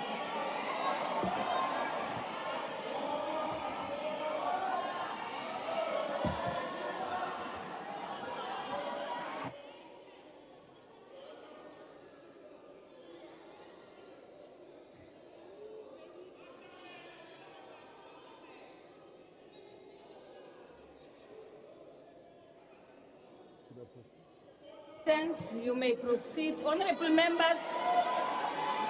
members, may I just point out that the reason why I've removed Honorable Zungula is not about quoting a wrong rule, but that honorable members, may I just point out that the reason why I've removed Honorable Zungula is not about quoting a wrong rule, but that he defied my instruction. It has come to an end now, honorable members. Honorable Zungula defied my instruction. Will you please lower your hands? We are now proceeding with the business of the day. Mr. President, you may proceed. Thank you. Honorable Speaker. members, honorable members, I'm not going to allow it.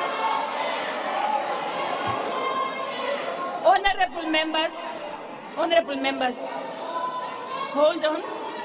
Mr. President, my apologies. Honorable members, I do want to say that I will not entertain spurious points of order. I will not entertain spurious points of order. Now, honorable members, we are not going to waste time on points of order. I am addressing you, honorable Mdntv. Just keep quiet until I finish, because I will give you the opportunity to speak. Right? Don't do that. Don't do that. No, don't. Honorable whoever. Honorable Tambo, Honorable Pambo, I'm watching you, Honorable Pambo. I am watching you. Honorable Mdntv.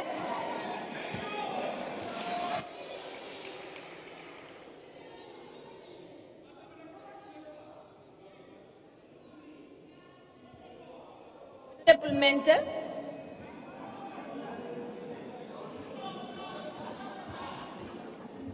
Will you sort out the mics, Honorable ICT? Thank you. Thank you. Masibulele mama, sibulele kakhulu.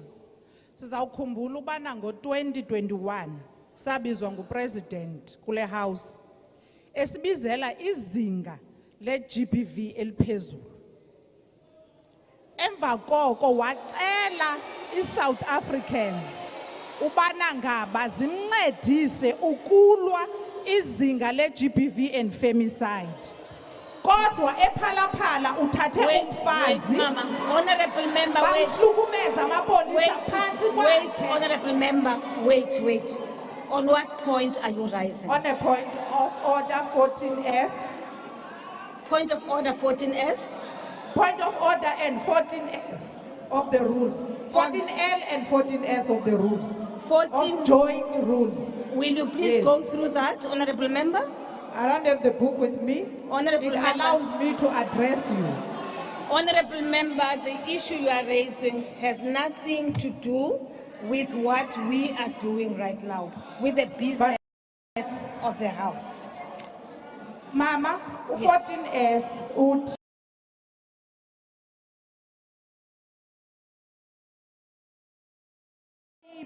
Honorable member.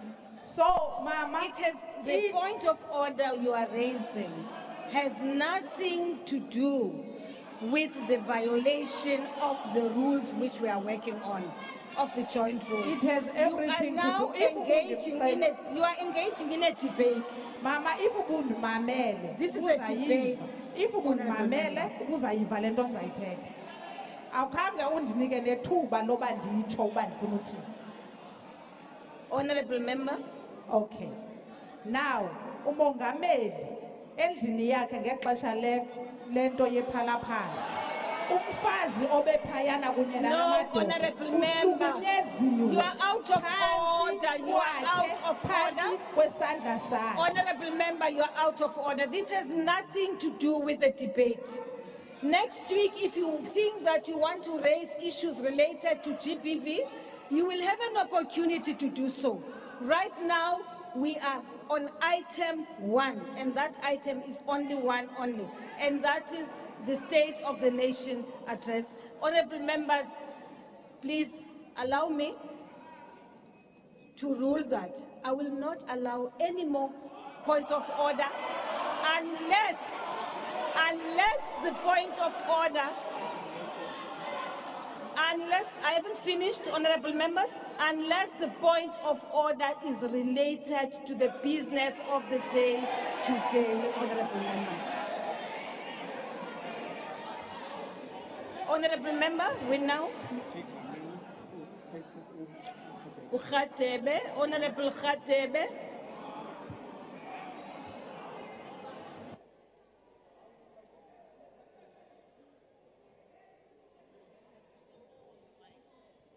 I've given you an opportunity.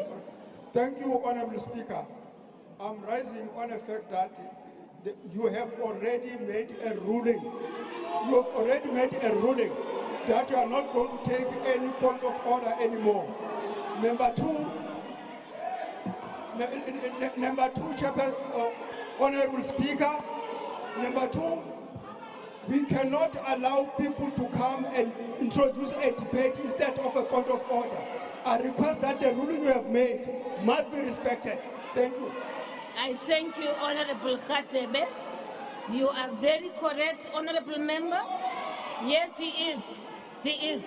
I ruled that, Honorable Members, that we are now, in fact, I think we are now done.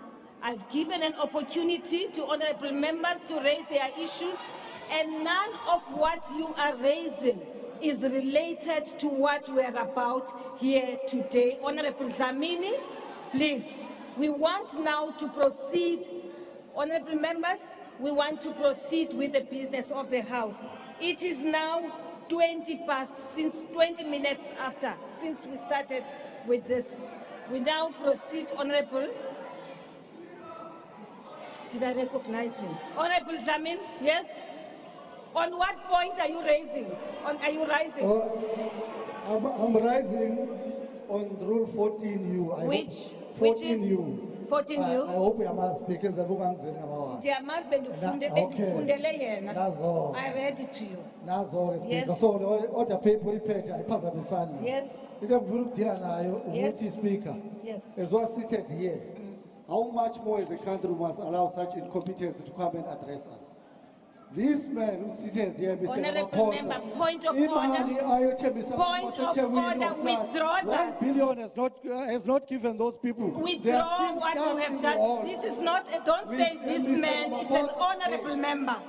It is an honorable member. Honorable Mr. Ramaphosa. Number 2, Yes, Honorable Yes, Dlamini. Yes, Speaker. Honorable Dlamini. Yes, Speaker. Shall we please respect one another? No problem. And maintain the decorum of the House. Honorable Dlamini, this is the President of the Republic of South Africa. That's number 1. Number 2, Honorable Member, I'm talking now. No problem. Honorable Dlamini, will you please now take your seat? Thank you, Honorable Dlamini. Dlamini, please, Honorable Member, please take your seat. Uzawuphuma ke ngoku. Thank you, Mr. President. Mr. President, proceed.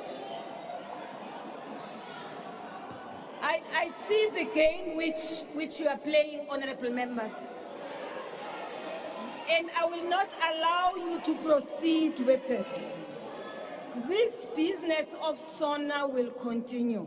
I will not allow you to, Honorable Mawutwe, I'm addressing you, please stop that. Lower your hand. Thank you very much, honorable members. Please, let us respect one another. Thank you. Honorable the President. There is no point of order now. Is no point. I've given you adequate time and you are not raising issues relevant to what we are discussing here today. What you have been doing is to raise spurious points of order. I'm not allowing it. Proceed, Mr. President. Proceed.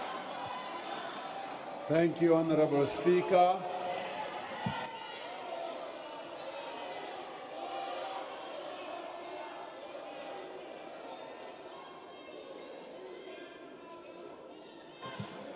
I'm not allowing any more points of order.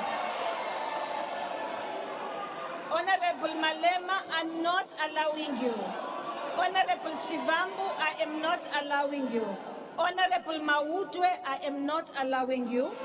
Honorable Josie, I am not allowing you to speak. Honorable Mkalipi, I will not allow you to speak. Honorable Tambo, I will not allow you to speak. Honorable Pambo, I will not allow you to speak. We now proceed with the debate of the House. Take your seat. Take your seat, Honorable Ndlozi. Take your seat. There's no point of order. Take your seat. There is nothing out of order at all right now. There is absolutely nothing out of order right now. We proceed with the business of the House. You may continue, Mr. President.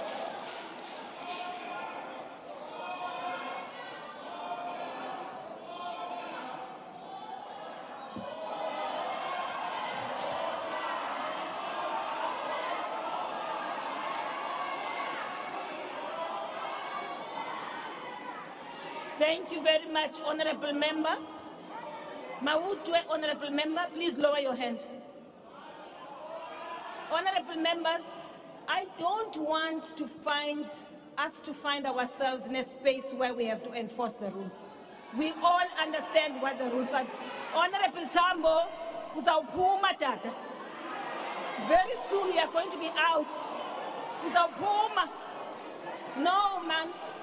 We can't be disrespected in this way. South Africans would like to listen to the State of the Nation address.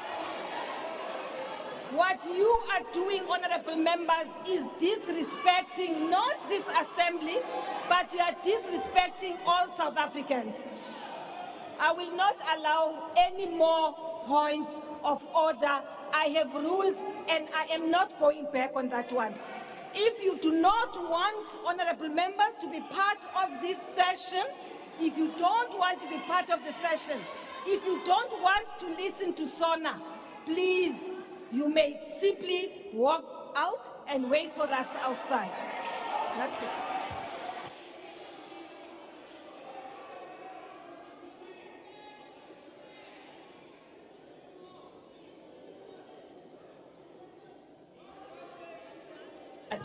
I'm done with that, honorable members. I've come to a conclusion that what you all are raising has absolutely nothing to do with what we are about here today. I have, honorable members, decided that you should refrain, as I have said earlier on, from raising spurious points of order. I have, honorable members, I've allowed you to express yourselves, believing that the points of order you are raising, which are a privilege, by the way, you are unable to say exactly what it is that you want raised. And therefore, we have now closed the part that deals with points of order. I thank you, honorable members. Proceed, Mr. President, and I am sorry for keeping you standing.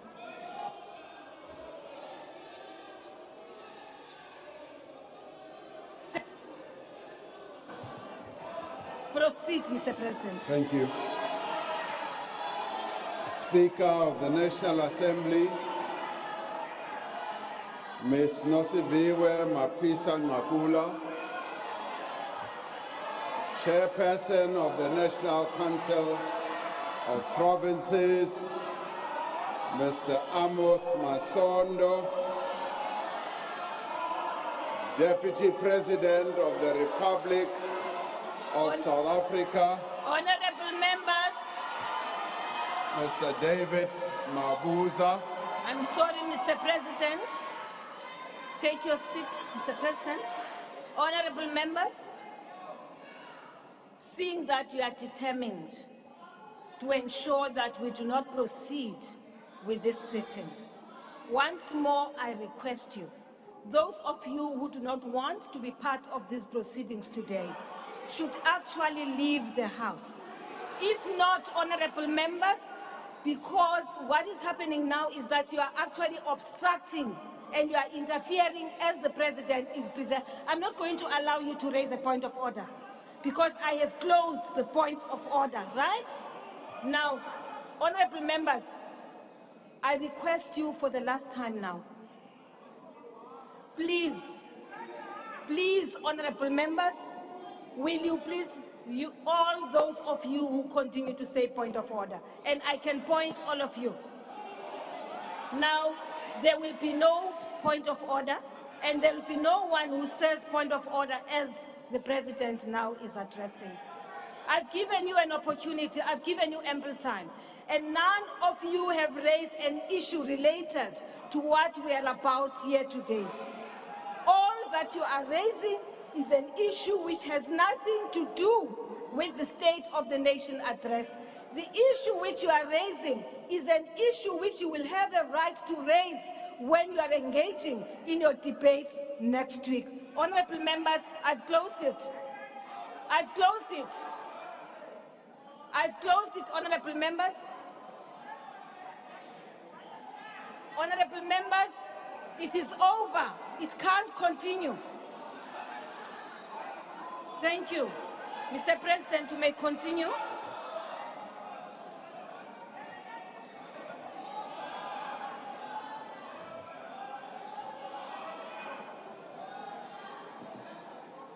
Thank you, Honorable Speaker. The Executive Mayor of the City of Cape Town, Mr. Gordon Hill-Lewis, our former President, President Thabo Mbeki, former Deputy President, Ms. Baleka Mbete, President of the Pan-African Parliament, the Right Honorable Chief Fortune Charumbira. Honorable members, I now give a notice and I'm going to call you one by one. And Sergeant in Arms, you will help me to remove or usher out people who do not want to be part of the debate. That is where we are now.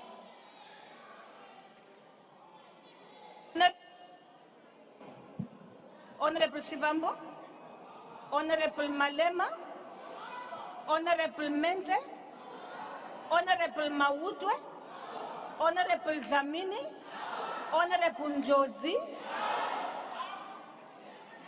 I don't need to be assisted to chair, please. Let me deal with my mess right now. It's mine. Leave me to deal with it. Honorables, the ones I've just called now, you can leave the house. Now. Sergeant in Arms, leave the house.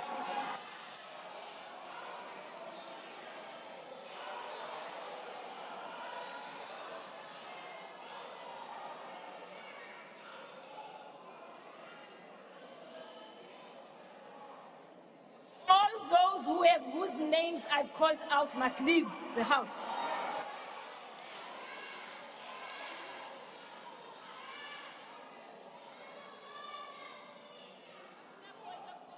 There's no point of order. Lower that hand. There's no point of order. And stop screaming at us. Lower that hand. Orupume. What's the name of the person?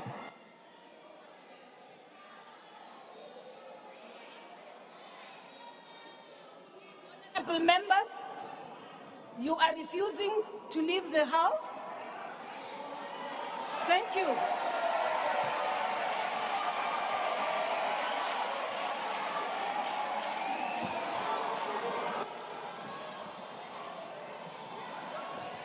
I now suspend the proceedings. I now suspend the proceedings.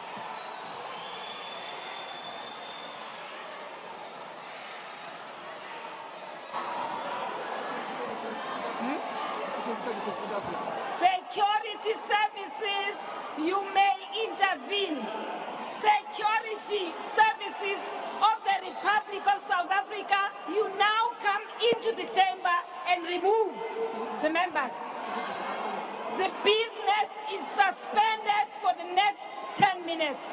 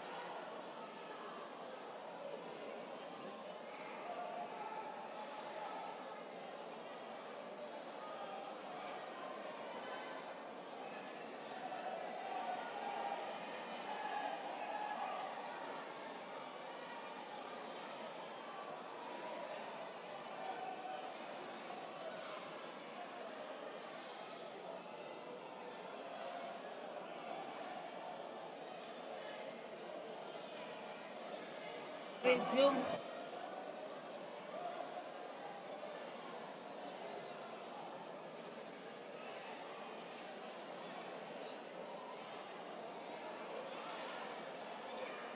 Honorable members, the ladies of the PPS, honorable members, the ladies of the PPS, will you please remove the ladies?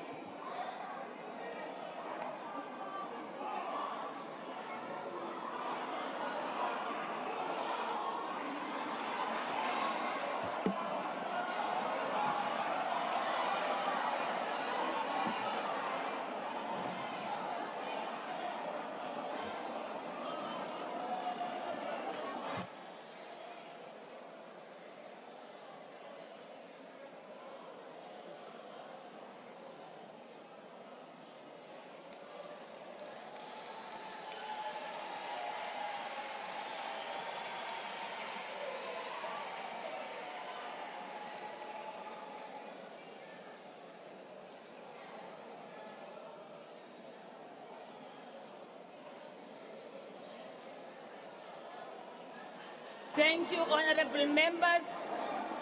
Honorable members, we will now resume the business of the House. I want to start by apologizing, honorable members. Honorable members,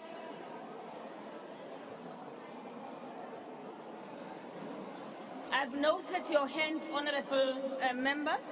May you please allow me to address the House first.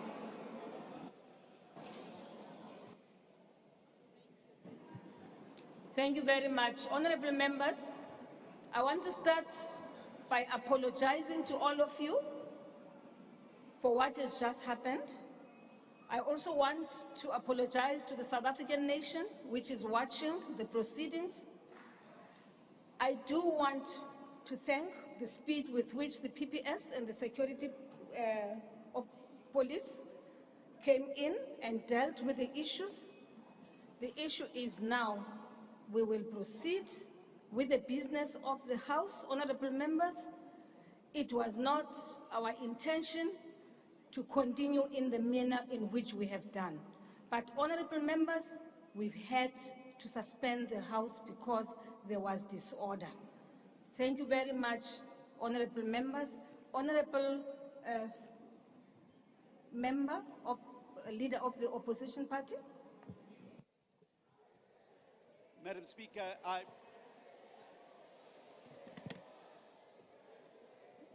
I don't intend to delay the proceedings any more than they have already, but it is an important point of parliamentary privilege. Prior to you issuing an instruction for the security services to enter the chamber, they had already entered the chamber, armed with firearms, and this matter has already been the subject of litigation in the High Court of South Africa, which ruled that it was not permissible for members of the armed services to enter the Chamber of Parliament without your express permission. That was not the case in the sequence of events.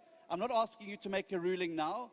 However, I am asking you to examine the footage and for you to ensure that in future the rules of Parliament are upheld and that members of this House are not intimidated by an uninvited insurgence of the security services into the chamber. Thank you. No, honorable member, may I just draw your attention to this first. I don't know. I will have to watch the footage.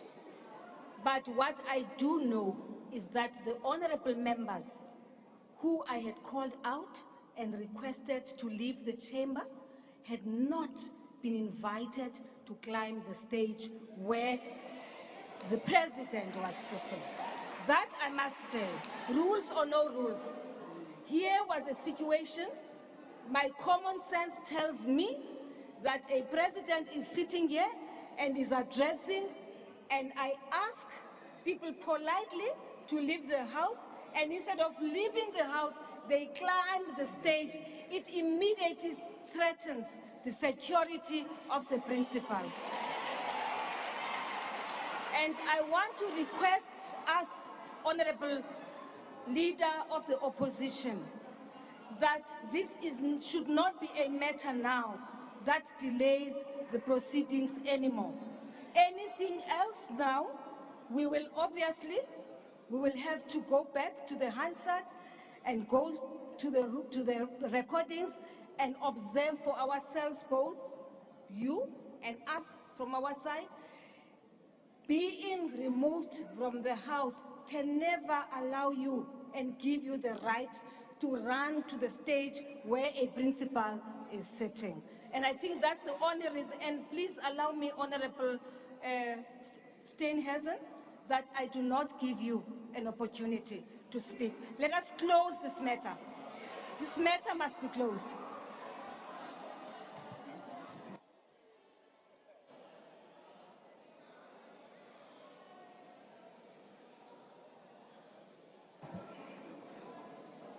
You see, Honorable Member,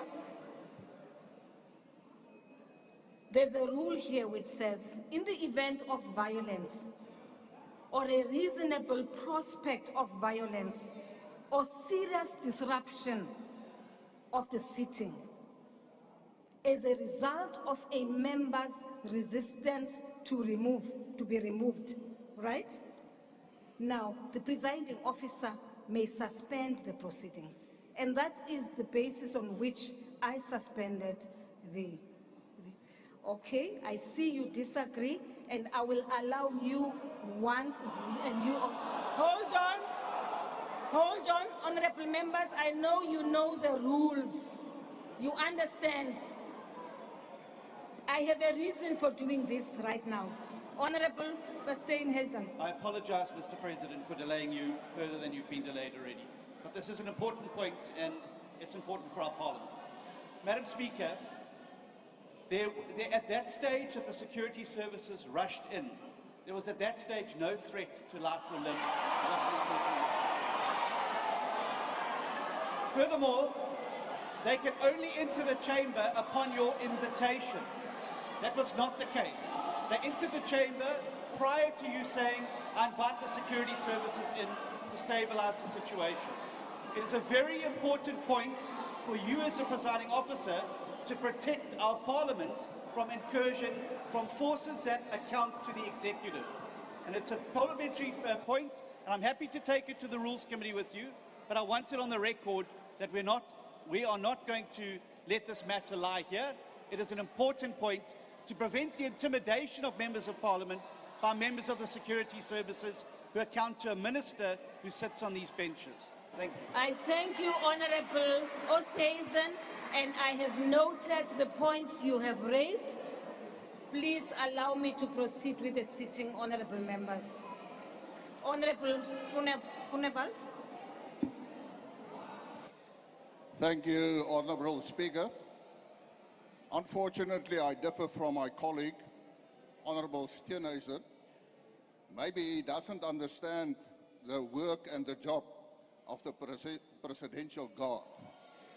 The EFF made a mistake to get onto this stage and make a threat to the President. I want to congratulate the Presidential Guard for what they did. I thank you, Honorable Singh. Thank you, Honorable Speaker. Honorable Speaker, I think you have made a ruling on this matter. The matter was raised by the Honorable Leader of the official opposition. You did say that you will investigate this matter, look at Hansard and everything else, and I think we should leave it at that and proceed. South Africans are waiting to hear what solutions the President is going to offer to many crises that they are facing at this moment in time. And we should have the courtesy to allow the President to proceed so that we can respond next week. Thank you, Honourable Speaker. I thank you, Honourable Singh. Thank you very much, Honourable members of the opposition. Thanks to all of you. You've made your point, and we now have come to an end with regards to the points of order. I've allowed people to express themselves. We are now proceeding with the business of the State of the Nation address. Proceed, Mr. President.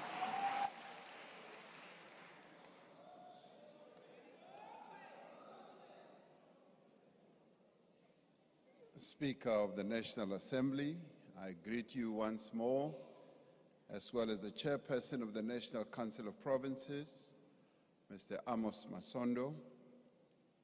I also extend my greetings to Deputy President of the Republic, David Dabe de Mabuza, the Executive Mayor of the City of Cape Town, Mr. Gordon Hill Lewis, former President Thabo Mbeki, former Deputy President Balega Mbete, President of the Pan-African Parliament, the Right Honorable Chief Fortune Charumbira, the Chief Justice of the Republic, Justice Raymond Zondo, and members of the judiciary, premiers here present, mayors, heads of institutions supporting democracy, Deputy President of the governing party, Mr. Paul Mashatile, and leaders of other parties, members of parliament, Chief of the South African National Defence Force, Commissioner of the South African Police Service, Commissioner of the South African Revenue Service, fellow South Africans. It is indeed a great honor for me, despite what happened earlier, to stand before you this evening to present the State of the Nation. A moment of the State of the Nation endears us to ask ourselves a number of questions, but the one I want to focus on today is what defines us as a nation? We are not a nation defined by the oceans and the rivers that form the boundaries of our land. We are not defined by the minerals under our earth or the spectacular landscape above it. We are not even defined by the languages and the cultures that we have as a people, or by the songs that we sing, or even by the work that we do. We are, at our most essential, a nation defined by hope and resilience. It was hope that sustained us during the struggle for freedom, and it is hope that swells our sails as we steer our country out of turbulent waters to calmer seas. Even in these trying times, it is hope that should sustain us and fuel our determination to overcome even the greatest of difficulties, and difficulties we have by the ton. Just 3 years ago, our country was devastated by the worst global pandemic in living memory. Thousands of lives were lost. Companies that employ many of our people closed, and jobs were lost. COVID-19 did not browbeat us into submission or disillusionment. Working together, we overcame that crisis, and we have started to recover. And it is important for us to pause for a moment and look back whence we have come, that we have recovered, much as a number of families, more than 100,000 or so, have lost their loved ones. But it is during this period, as we look back and as we look at what has been unfolding, that we need to say there are certain things that are happening in our country that we need to take note of. Today, our economy is larger than it was before the pandemic. Between the third quarters of 2021 and 2022, around 1.5 million new jobs were created in our economy. That's something to note. The presidential employment stimulus has provided work and livelihood opportunities to more than 1 million people who did not work. Last year, our matriculants, and something that we need to be proud of, defied the effects of the pandemic to achieve a pass rate of 80%, and we ought to congratulate them for that achievement. And we see this spirit of resilience and determination and achievement in our artists, in our musicians, actors, authors, sportsmen and women who are making waves here at home and on the continent and beyond our shores. Banyana Banyana made us proud when they won the Women's African Cup of Nations to become the African champions. Zakes Bantwini, Nomncebo Zikode, and Wouter Kellerman just recently made our country proud at the Grammy Awards for their collaboration in the song Bayete. What we have achieved as a nation over the past year, despite our challenges, should remind us that the promise of South Africa is alive. The progress we have seen should give us courage as we look and as we must look to a better future. And yet, I address you this evening, fellow South Africans, in your homes across the country, and many people are suffering. Many of our people are worried. Many are uncertain, and many are without hope.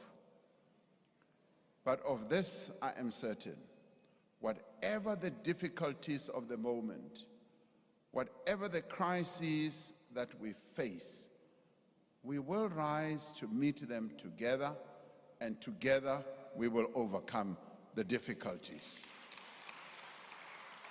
This we will be able to do if we work together, and more importantly, if we leave no one behind.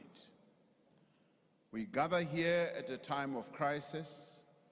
Our country has, for many months, endured a debilitating electricity shortage that has caused immense damage to our economy and to the livelihoods of our people. And for 2 years before that, our society, as I said, was devastated by COVID-19 that caused great loss of life and much hardship.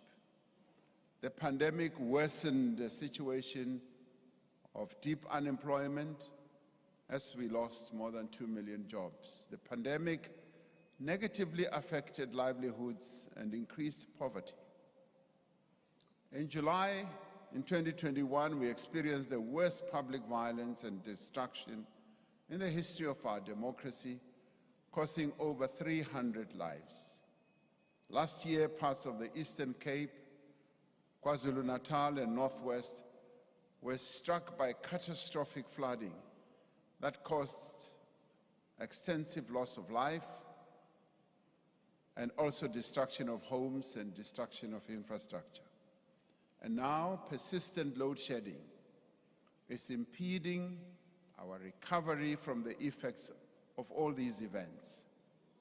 We know that without a reliable supply of electricity, businesses cannot grow, assembly lines cannot run, crops cannot be irrigated, and basic services are interrupted. Load shedding means that households and our supermarkets and shops are unable to keep food fresh, water supply is often disrupted, traffic lights do not work, streets are not lit at night. Without a reliable supply of electricity, our efforts to grow an inclusive economy that creates jobs and reduces poverty will not succeed. Therefore, as we outline our agenda for the year ahead, our most immediate task is to dramatically reduce the severity of load shedding in the coming months and ultimately to end load shedding altogether. Now, under these conditions, we cannot proceed as we usually would. The people of South Africa want action, they want solutions, and they want government to work for them. They simply want to know when a problem like load shedding will be brought to an end.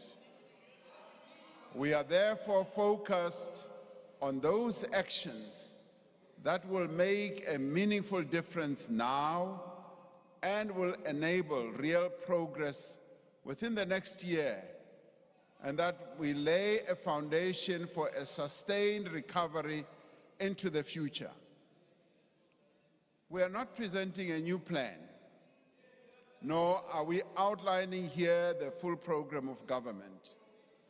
Rather, we are concentrating on those issues that concern South Africans the most: load shedding, unemployment, poverty and rising cost of living, crime and corruption. I must say, honorable members, there are no easy solutions to any of these challenges. Yet we have the strength, the means, and the wherewithal, yes, to overcome them. If we work together and act boldly and decisively, leaving no one behind, we will be able to resolve our challenges. This State of the Nation address is about seeing hope where there is despair. It is about showing a way out of these crises. This evening, we will give an account of a number of areas where progress in implementing the commitments we made in last year's State of the Nation address has been made. And there are others where progress has not been made. And we will be quite candid about that. Over the course of the last year, we have laid a firm foundation based on the commitments that we made for faster growth through our investment drive. The economic reforms that we have embarked upon, public employment programs, and an expanding infrastructure program. What is clear from our experience of the last few years, indeed from our history as a democracy, is that we are not a people easily resigned to our fate. When we faced the greatest challenge of apartheid, we did not submit to the oppression that the apartheid regime imposed on our people. We stood firm and engaged in a struggle, hopeful that our cause would triumph, and it did. Against all odds, we were able to succeed. We can and we will change the circumstances in which we find ourselves today. We are both able and determined to overcome the difficulties that we face and place our economy on a firm path of recovery. Our most immediate priority is to restore energy security. We are in the grip of a profound energy crisis, the seeds of which were planted many years ago. We cannot undo the mistakes that were made in the past, the capacity that was not built, the damage that was done to our power plants due to a lack of maintenance, and the effects of state capture on our institutions. What we can do is to fix the problem today, to keep the lights on tomorrow and for generations to come. In July last year, I announced a clear action plan to address the energy crisis. This was to address the electricity shortfall of 4,000 to 6,000 megawatts.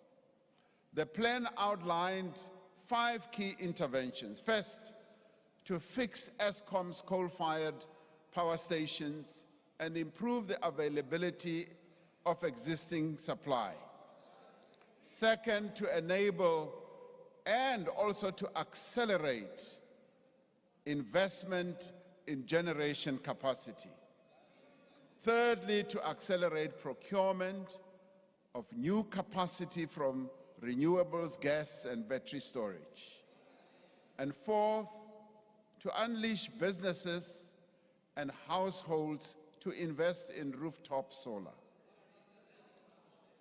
The fifth one, fundamentally, to transform the electricity sector to achieve long-term energy security. Now, many experts agree that this plan is the most realistic route to end load shedding. Now, during the last 6 months, we have made important progress in the implementation of this plan. We have taken steps to improve the performance of Eskom's existing power stations so that the coal-fired power stations that provide 80% of our electricity produce the amount of electricity for which they were designed. Under its new board, Eskom is deploying people and resources to improve the reliability of the 6 power stations that have contributed most to load shedding.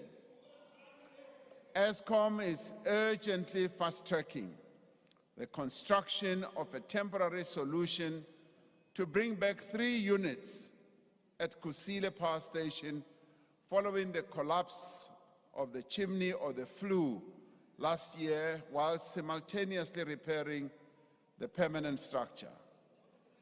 We are rebuilding the skills that have been lost over time.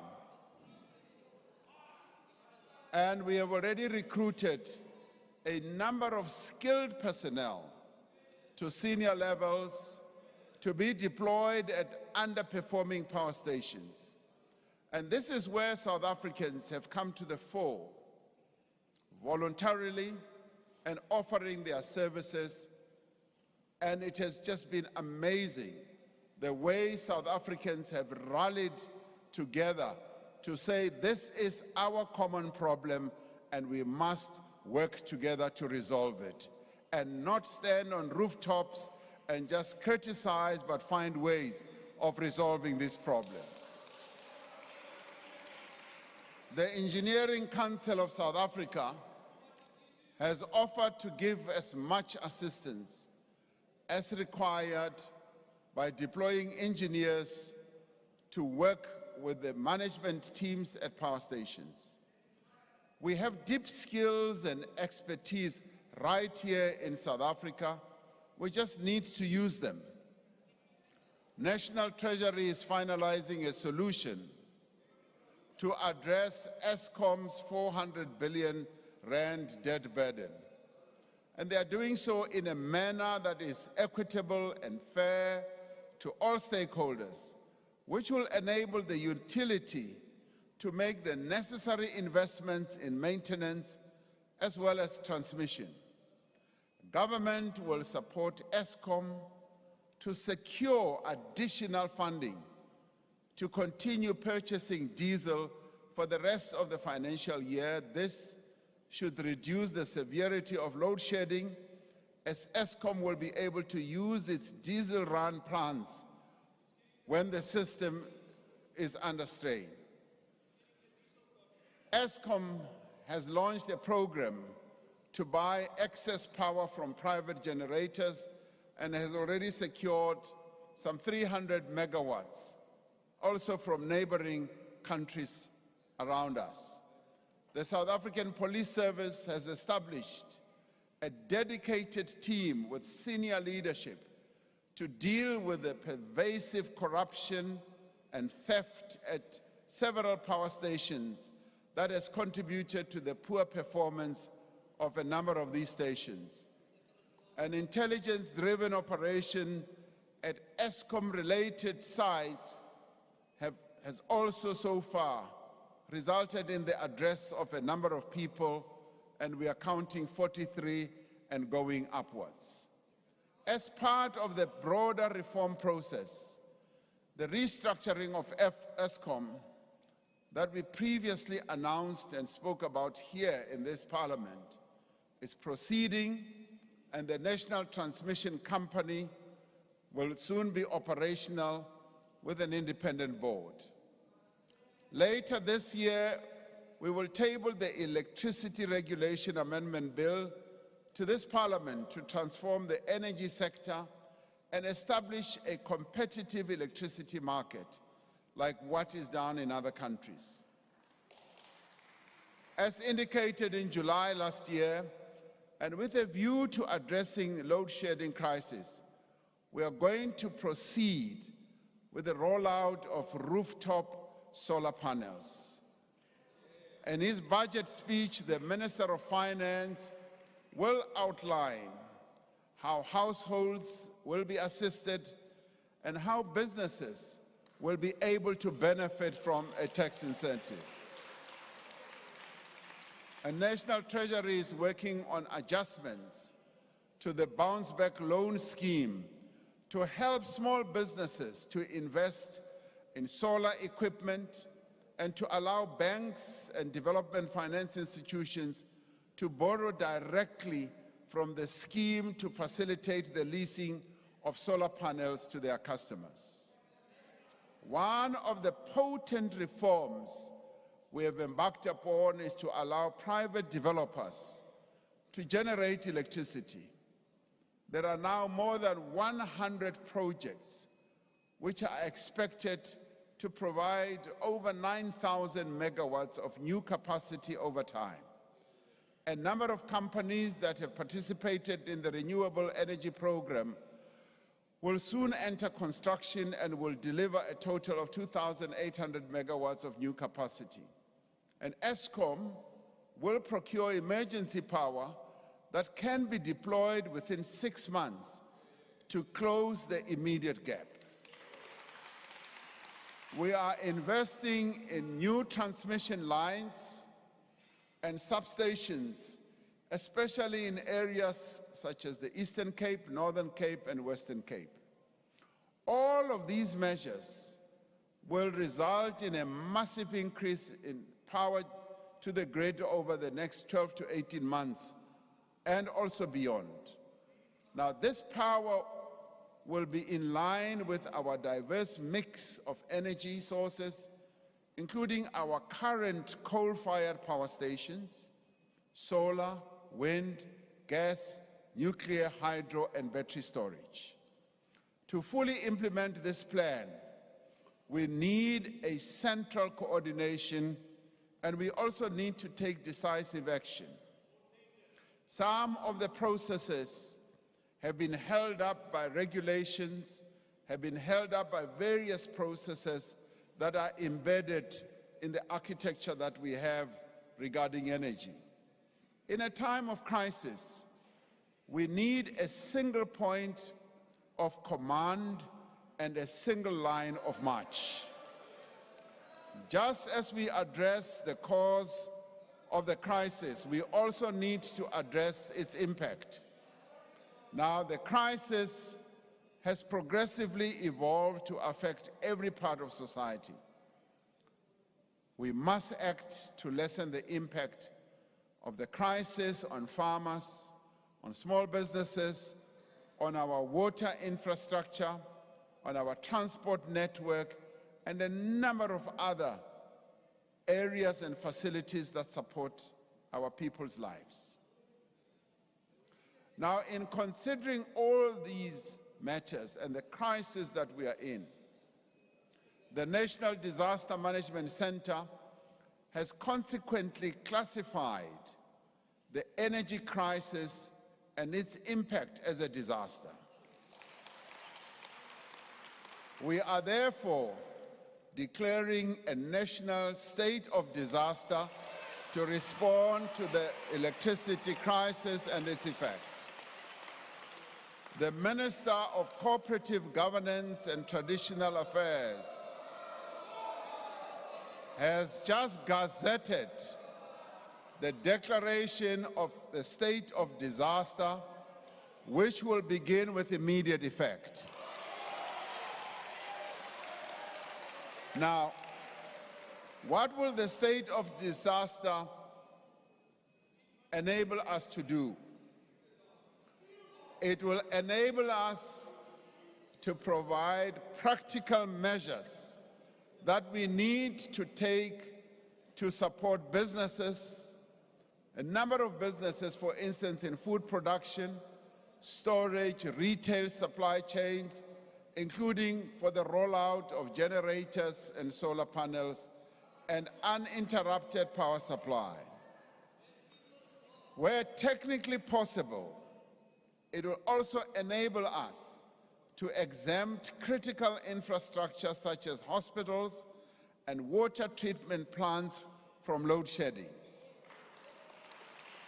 And it will enable us to accelerate energy projects and limit regulatory requirements while maintaining rigorous environmental protection as well as procurement principles and technical standards.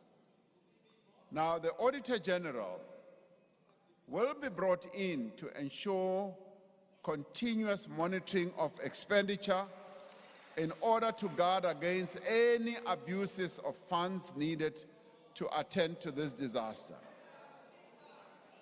Now, to deal more effectively and urgently with the challenges that confront us, I will appoint a Minister of Electricity in the Presidency to assume full responsibility for overseeing all aspects of the electricity crisis response. You better listen, including the work of the National Energy Crisis Committee. Now, the Minister will focus full-time on the work with the ESCOM board and the management on ending load shedding and ensuring that the Energy Action Plan is implemented without delay. Now, so as to remove any confusion, the Minister of Public Enterprises will remain the shareholder representative of ESCOM and steer the restructuring of ESCOM and ensure the establishment of the transmission company, oversee the implementation of the Just Energy program, and oversee the establishment of the SOE holding company. Now, the process of restructuring government will give us an opportunity to determine the positioning of various areas of responsibility and how best the various ministries and departments can best serve our national objectives. Now, we are focusing our attention on the energy crisis right now, and we will address the restructuring of government in due course. This is necessary because an effective response to this crisis involves several different departments as well as entities that require coordination from the center of government. We will be including other social partners in an effective structure similar to the one that we set up to drive the vaccine rollout. Extraordinary circumstances do call for extraordinary measures. Now, we have cooperated extremely well with a number of role players. The energy crisis is an existential threat to our economy and to the social fabric of our country. We must therefore spare no effort, and we must allow no delay in implementing the measures that are going to enable us to address the crisis. And I'm doing this because much as we have the various regulations, the various laws, the coordination, particularly when it comes to addressing the electricity crisis, is an important instrument that I need to enable us to address this process. Hence, we will have this minister who will day and night just be focusing on this crisis that we are dealing with. As we take these actions to resolve the energy crisis, we are mindful of the risks that climate change poses to our society. Extreme weather events in the form of drought, floods, and wildfires increasingly pose a risk to the health, well-being, and safety of our people. We will continue our just transition to a low-carbon economy at a pace our country is able to keep up with, and at a pace we can afford, and in a manner that ensures energy security. We will undertake our just transition in a way that opens up the possibility of new investments, new industrialization, and that, above all, creates new jobs.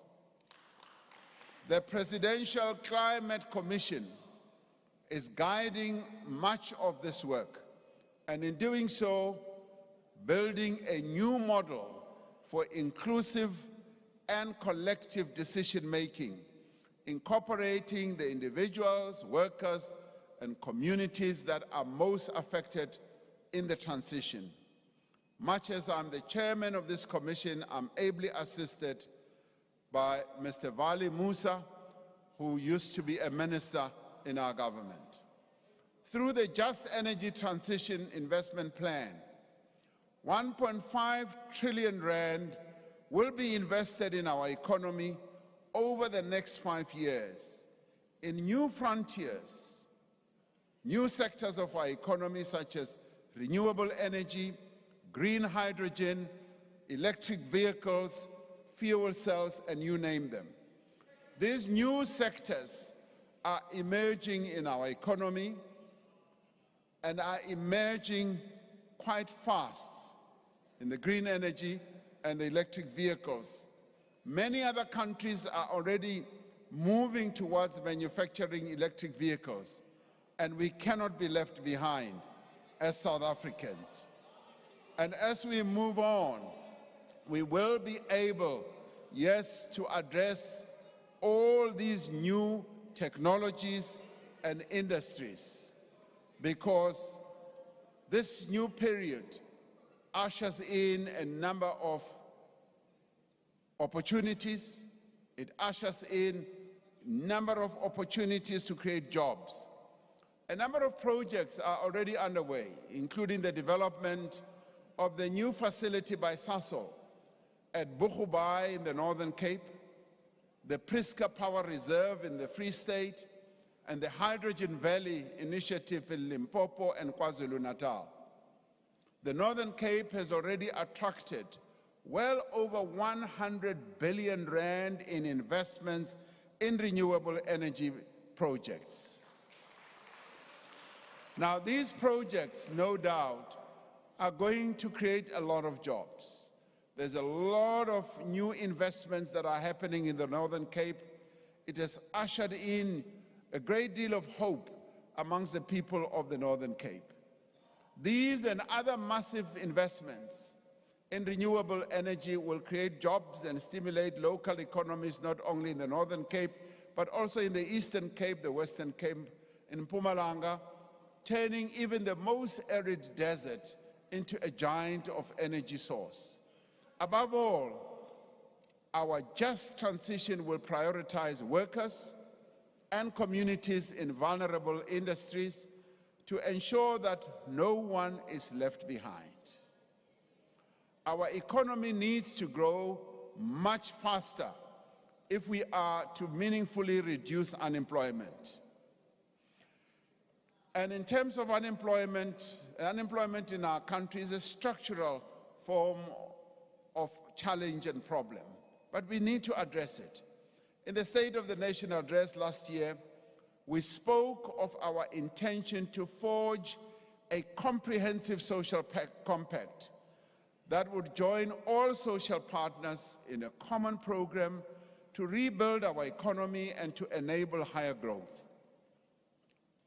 But I must say tonight that we have not been able to conclude a comprehensive social compact in the time frame we had envisaged, because a number of new circumstances emerged that made it difficult for social partners to forge a consensus. But the good thing is, the social partners have expressed their intention, and I've been talking to them up till just yesterday. Both labor, business, and community, they have expressed a clear intention to conclude a social compact and have continued to work on a framework to enable joint action in key areas such as energy, transport, logistics, employment creation, and skills development. I have no reason to doubt the commitment that they have expressed to me. They have also identified a number of areas in terms of localization, social protection, crime, and corruption. While we remain committed to forging a new consensus amongst all sectors of our society, we have also undertaken practical collaborations in specific areas. Let me say, it is not like processes of consensus building have not been going on. They have. A number of other compacts have been concluded amongst our social partners. We see the commitment of all social partners in the compacts that have been forged to fight COVID-19 pandemic, undertake the largest vaccination program where we worked very closely with business and labor. We have seen it in initiatives like the Solidarity Fund that mobilize society, that mobilize citizen activism and funding to achieve common goals, and in partnership to end gender-based violence and femicide, and also to respond to the effects of climate change. We have seen the benefits of this approach to promote investment and to develop master plans in sectors of the economy such as automotives, clothing and textiles. Many of us will remember that clothing and textiles had almost been wiped out in our country. Social partners got together and decided that we've got to save our clothing and textile industry. We've seen them work together in poultry, in sugar, agriculture, and global business services. The master plans that have been concluded are supporting the revival of various sectors of our economy. They're also bringing about investment by the private sector and yielding new jobs and supporting livelihoods. We are pleased that the social partners, particularly business, has been providing support to implement the Energy Action Plan in the spirit of social compacting. Similarly, we have developed a close working relationship with both labor and community-based organizations in supporting other aspects of the energy crisis response. Just as energy is essential for economic growth, so is another important area of South African life, a reliable water supply and efficient transport and road infrastructure system. Our rail network has suffered from many years of underinvestment. It has suffered from lack of maintenance. It has also suffered from criminal activity and inefficiency. Now, to address this, last year we adopted the National Rail Policy to guide the modernization and reform of the rail sector, providing, amongst other things, for third-party access to our rail network. Those who have money, that they should come and participate without diluting the important role that is played by government. We are working across government to develop a Transnet roadmap that will translate our policy commitments into reality, including the restructuring of the Transnet freight rail to create a separate infrastructure manager to the rail network by October of this year. Transnet and private sector companies will conclude partnerships at the Durban and Ngqura container terminals to enable new investment in our ports and improve their efficiency. Now, this will help our ports to regain their global position as some of the most efficient ports once again. There has been great success, for instance, in repositioning Port Elizabeth Automotive Terminal, which has more than doubled its capacity and has already seen an increase in exports. Many more vehicles destined for overseas markets are rolling off the Port Elizabeth Automotive Terminal. Transnet is also rehabilitating its idle locomotives and expanding its fleet. And soon there will be a solution to the challenge that, yes, we've been facing with regard to getting our locomotives to move once again. We have faced challenges in the transportation of commuters on passenger rail, and this has been raised sharply by trade unions with us who represent the working people of our country. Now, following the restructuring that is underway in PRASA, 13 commuter rail lines have been reopened, significantly reducing the costs of travel for many workers.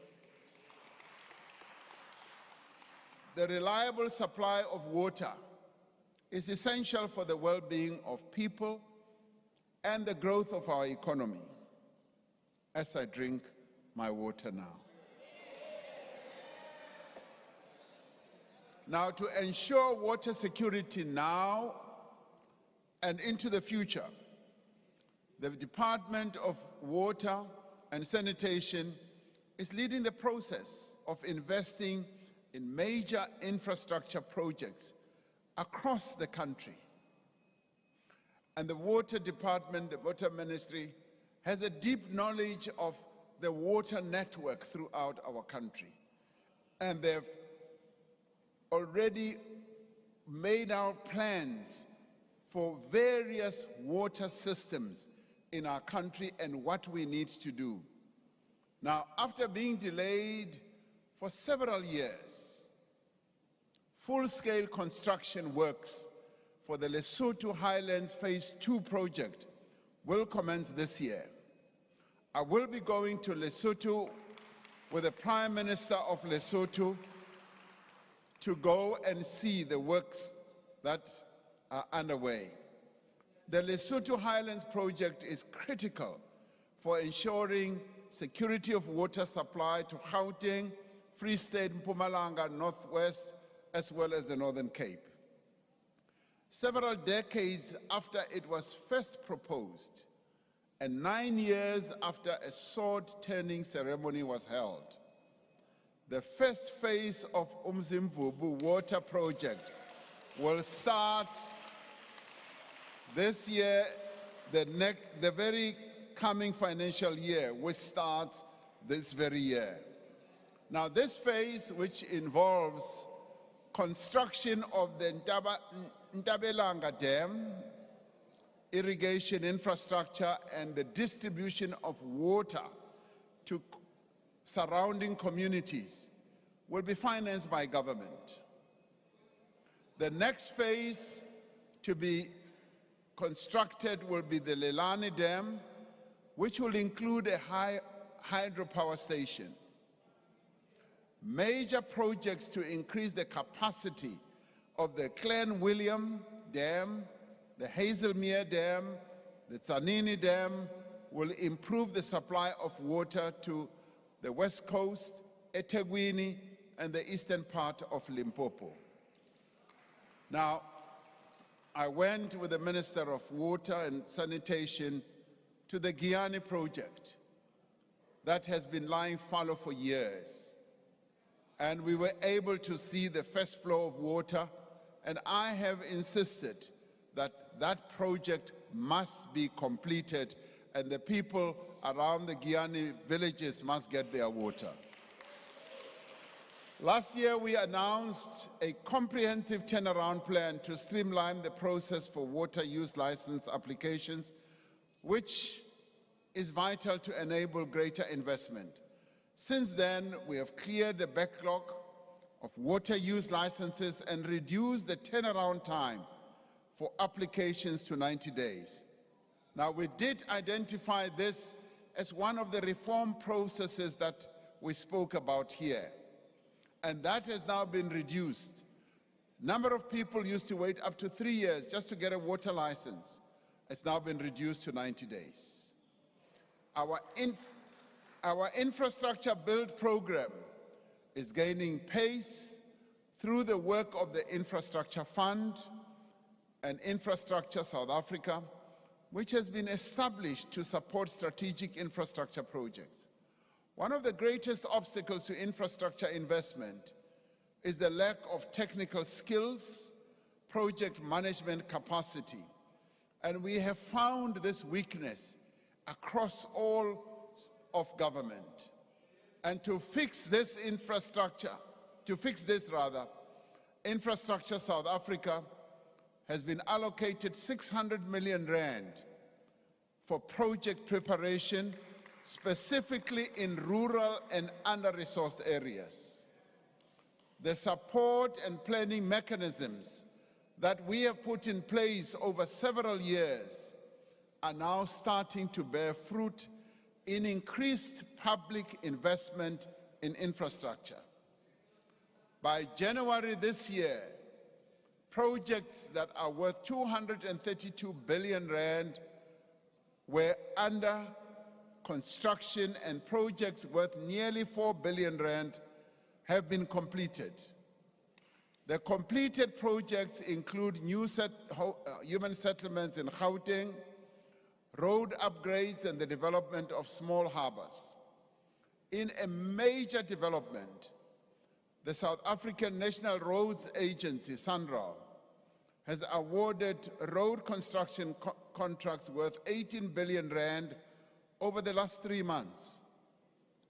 Now, this is where we begin to see real movement, and this is where construction companies begin to see real contracts being awarded. The construction of Msikaba Bridge and Mdntv Bridge will be finished and make travel in the Eastern Cape much better. This investment will substantially benefit the construction industry and enable large-scale job creation, skills development, poverty relief, especially in rural communities. And what I like with these projects is that as they are executed, the community around these projects become part of the project development. They are also involved in a variety of ways. It's not like construction companies that are being parachuted in and they move out. They leave skills developed in the area. Small and medium enterprises also developed and established and growing. Last year, we said we would increase the construction of rural bridges as part of the Welisizwe program to enable residents to easily and safely reach schools, workplaces, and amenities. Now, a number of us would have seen horrific pictures of when the rivers are in flood, people are not able to cross the bridges, the rivers rather, and young people cannot go to schools, and the residents around those rivers are not able to travel at all. Now, 24 bridges in KwaZulu-Natal are currently under construction, and site preparations are being made for a further 24 bridges. Now, this is all being done with the great technical capability of the South African National Defence Force, whom we must applaud because they are building bridges for our country. In the telecommunications sector, one of the things that we spoke about in the last State of the Nation address, the completion of the spectrum auction has been, the spectrum auction has been done, and it has unlocked new investment and has contributed some 14 billion rand to the fiscus. During the course of this year, we will migrate the remaining households to digital television signal and complete the switch off of analog transmission. This has taken quite a long time, but yes, better late than never, and that's where we are. Now, saying better late than ever is not a culture and a practice that I want to see continuing in government. I want to see agility, faster execution, and I want to see everyone across government doing their work and making sure that we do indeed achieve what we have said we will.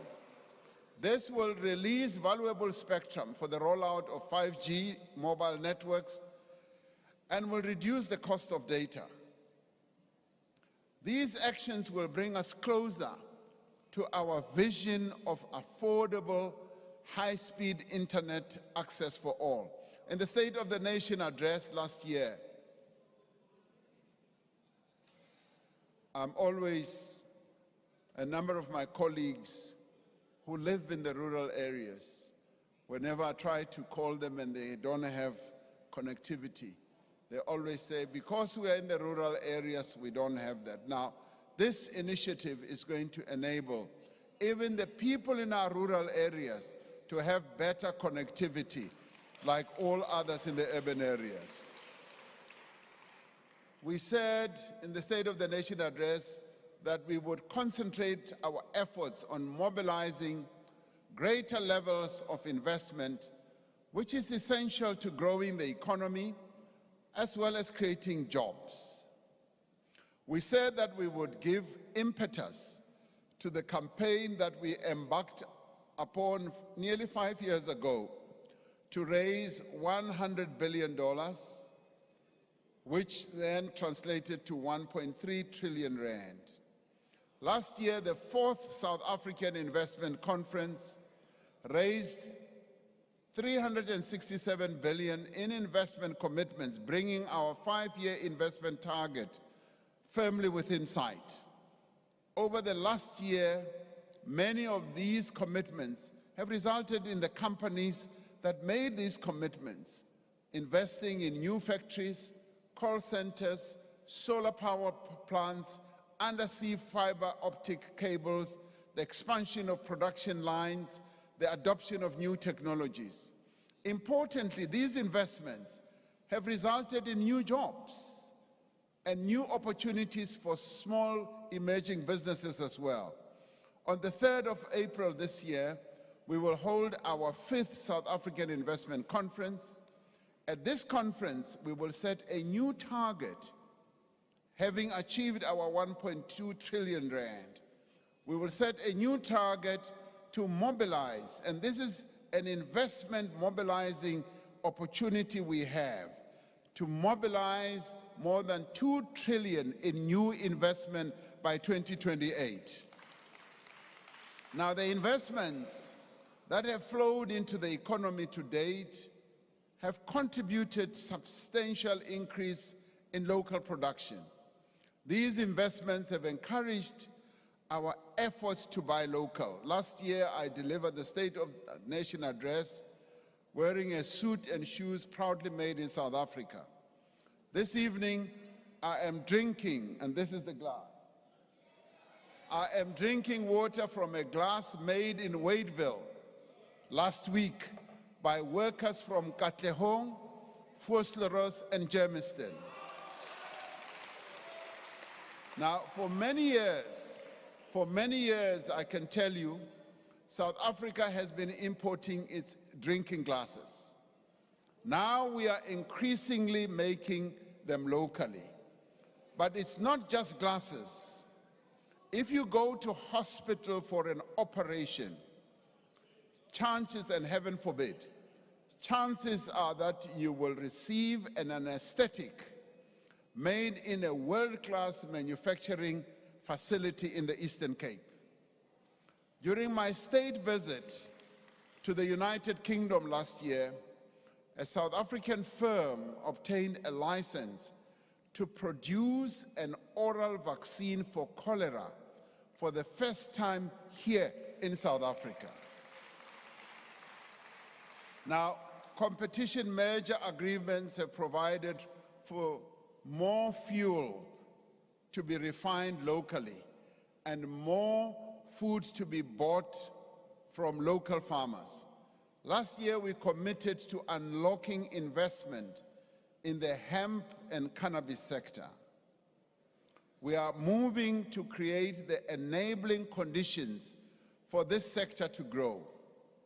Now, this is an organic sector that our mothers and fathers, grandparents have been involved in many parts of the country. The Department of Agriculture, Land Reform and Rural Development, and the Department of Health will address existing conditions for the cultivation of hemp and cannabis to allow outdoor cultivation and collection of harvests from traditional farmers. Now, this will unlock enormous economic energy in the rural areas of our country, especially in the Eastern Cape, in KwaZulu-Natal and in Mpumalanga, where they've been growing this stuff over many, many years.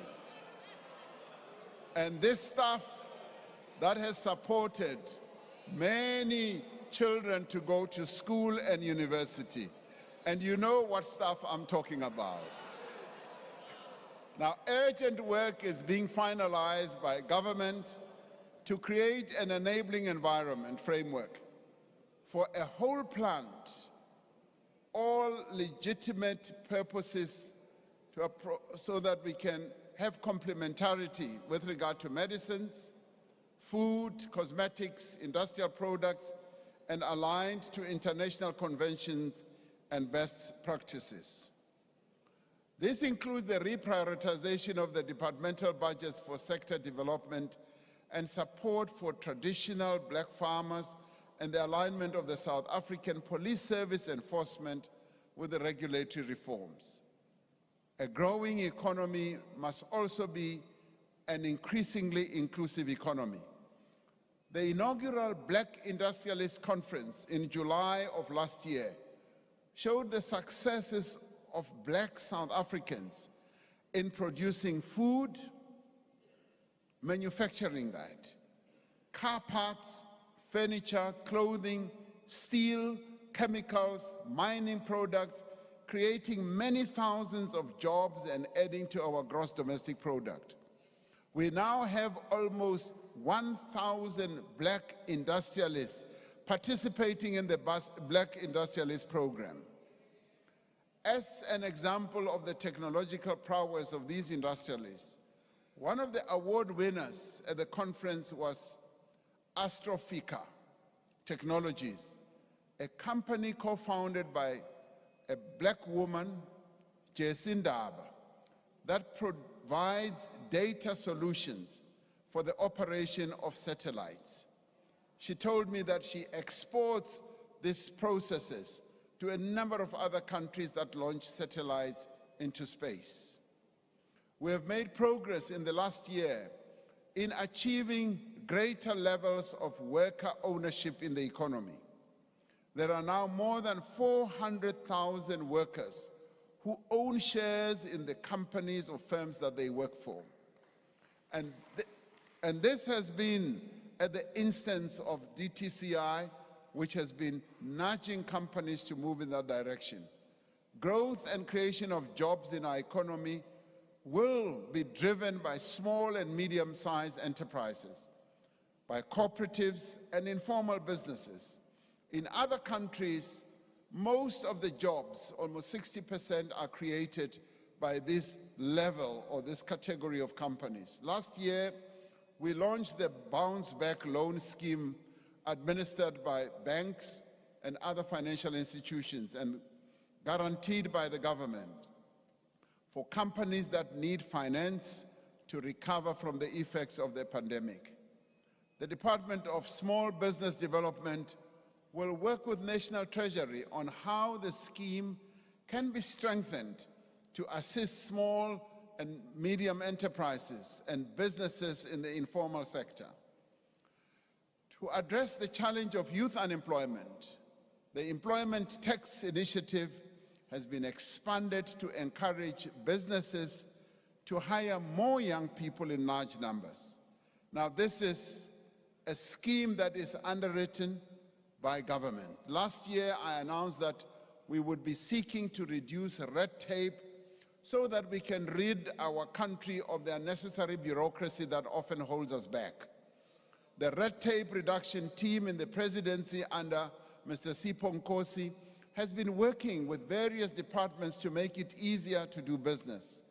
It has taken a collaborative approach, working with departments and agencies in areas such as mining rights, systems, tourism, transport operator licenses, visas, work permits, early childhood development, and the informal sector.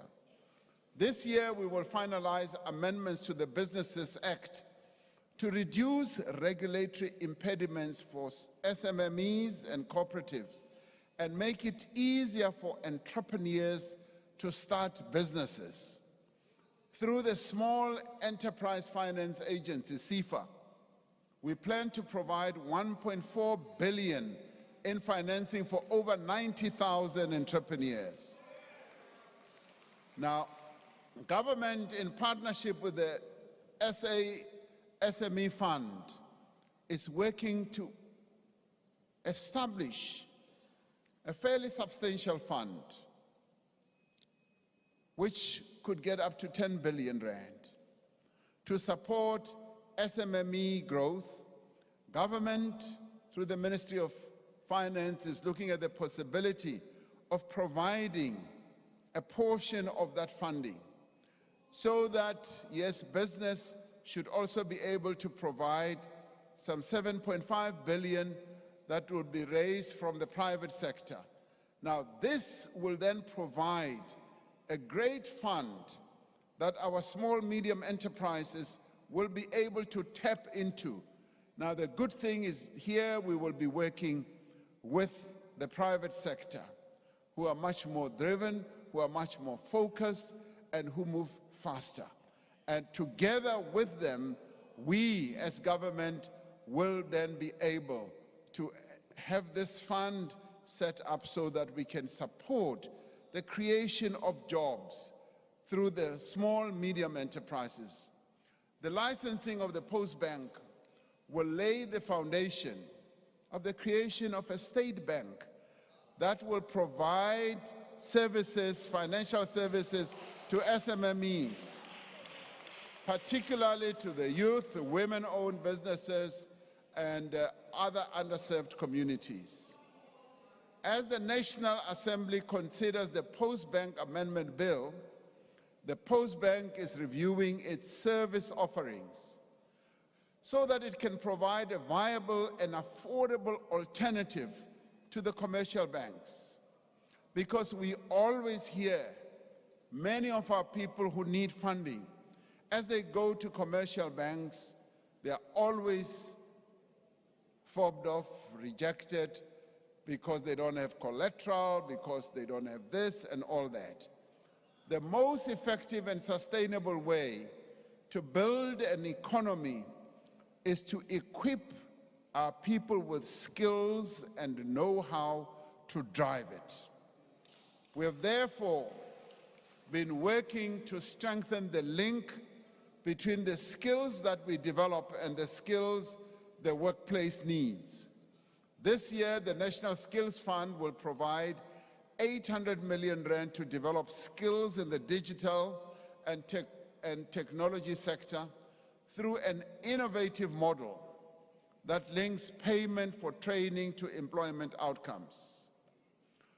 We reiterate our call to companies.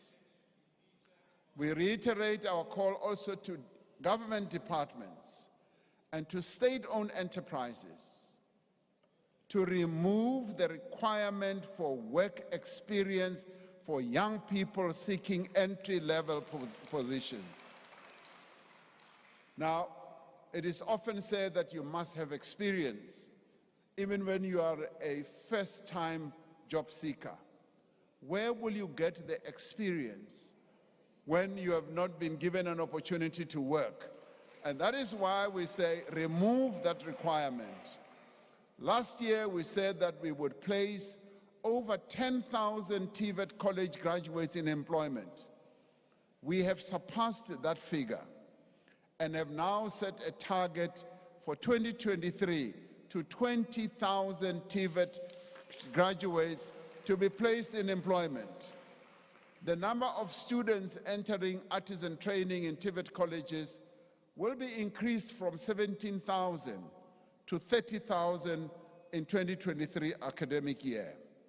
One of the key ingredients for economic growth and competitiveness is the ability to attract skills which the economy needs.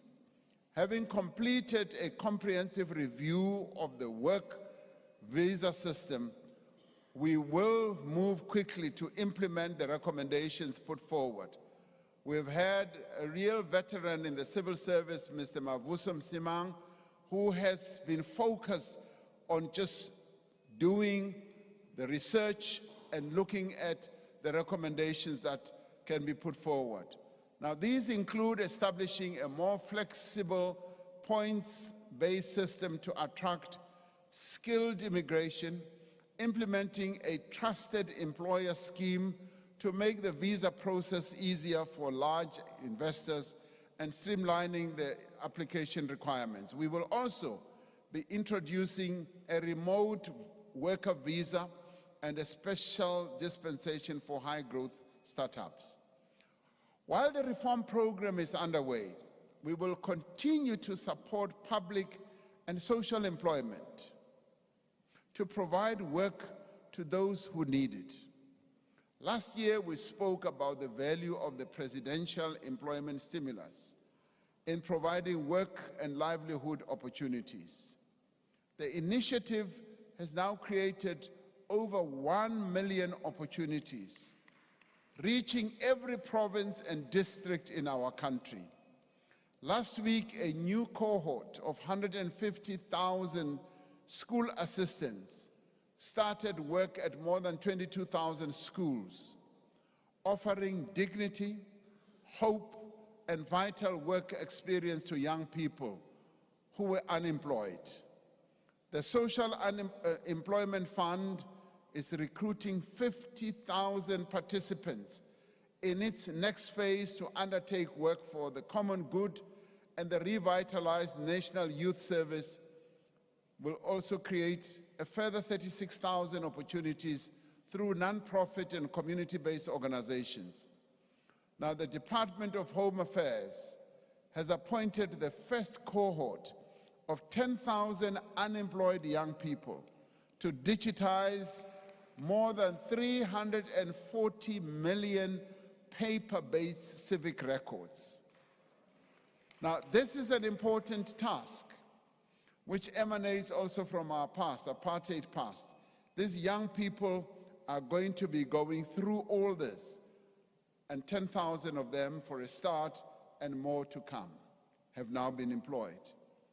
There are now more than 3 million users registered on the SA Youth Mobi platform, which is a zero-rated online platform for young South Africans to access opportunities for learning and earning. This has been done in close collaboration with the National Youth Development Agency, an agency which continues to provide valuable assistance to young entrepreneurs and to work seekers. I really applaud the NYDA for the focused manner in which they are helping young people. The presidential employment stimulus is also supporting people to earn their own living. around 140,000 small-scale farmers have received input vouchers to buy seeds, fertilizer, and equipment, providing a boost for food security and agricultural reform, particularly in our rural areas. Now, this initiative, which was researched by an independent academic, has led to the cultivation of some 640,000 hectares of land. An impressive 68% of these farmers are women. This year, we aim to provide 250,000 more vouchers to small-scale farmers. Now, these are examples of the difference that government is making and can make in people's lives through innovation, creativity, and commitment. The rising cost of living, fellow South Africans, is deepening poverty and inequality. Millions of South Africans are unable to provide for themselves and their families. There is the single mother in Alex who is worried about how she will make ends meet as the cost of maize and taxi fares continues to rise.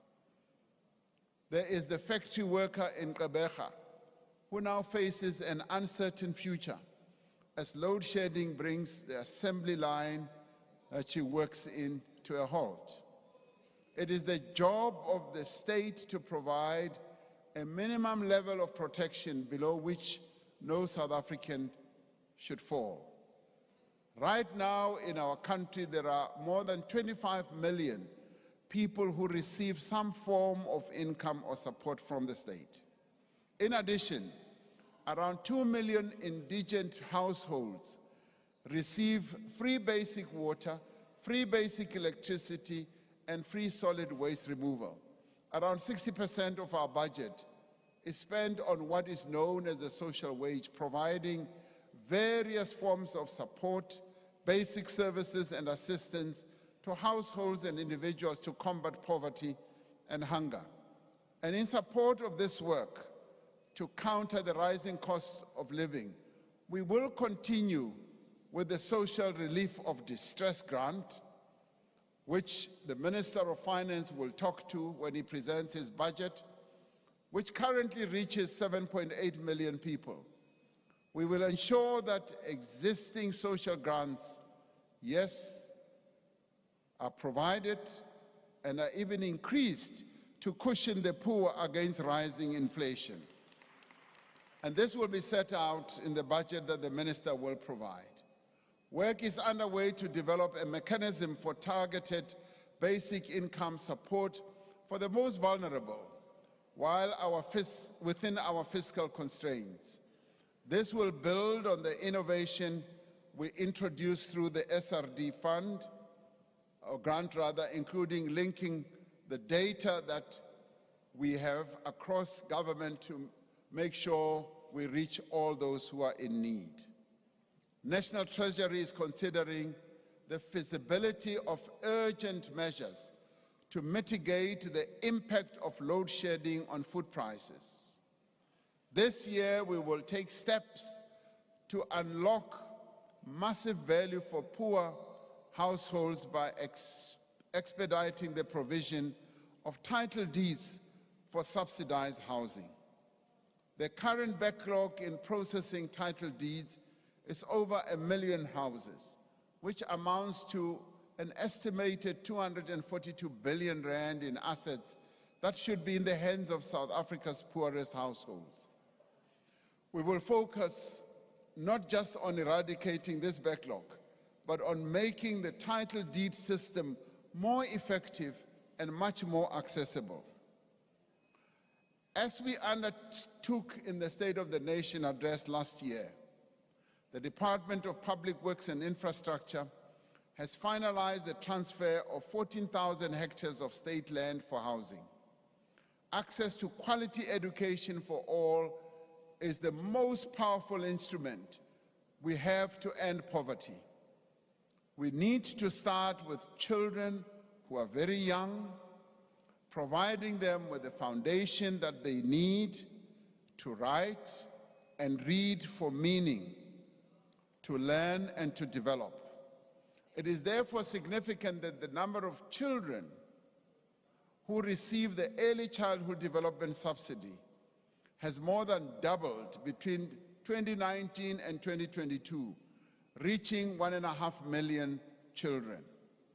But we still have a long way to go, as there are some 7 million children that we've got to reach.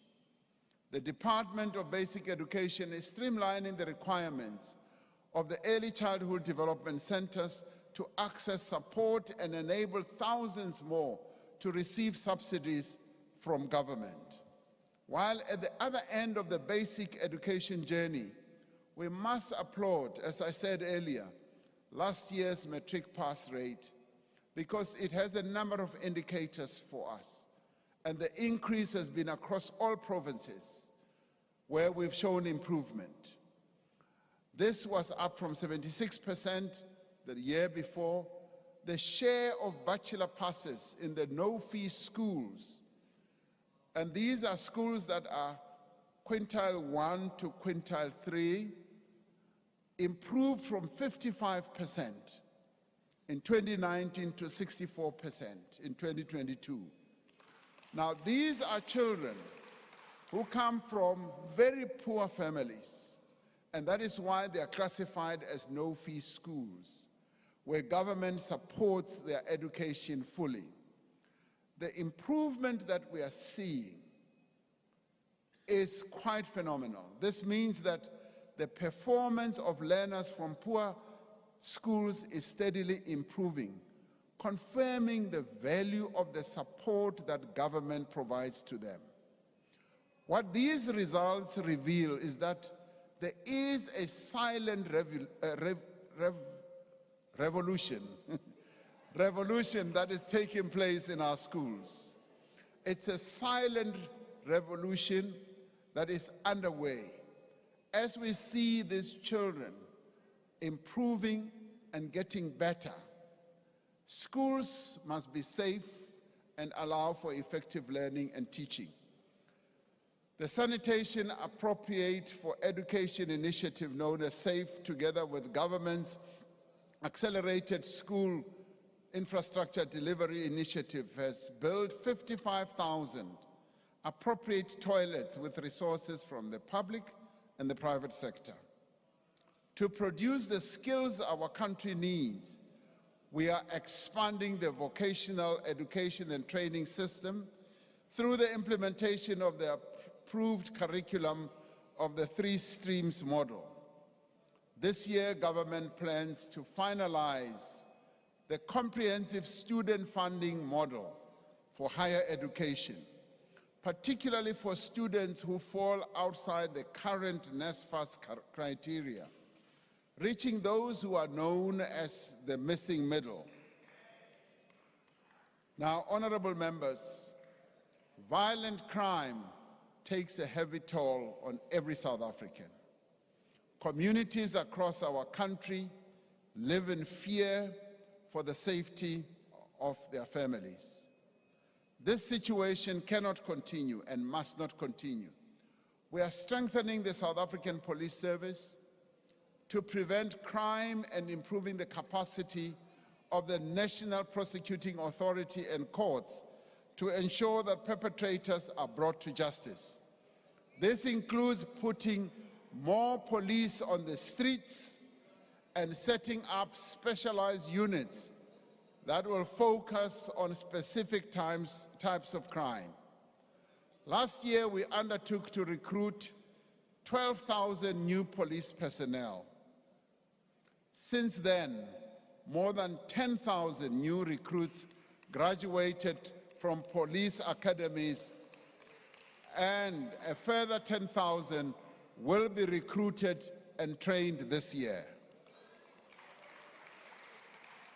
Now, the specialized police teams that are working on tackling crimes like kidnapping, extortion, illegal mining, have had several breakthroughs, arresting dozens of suspects and achieving several convictions.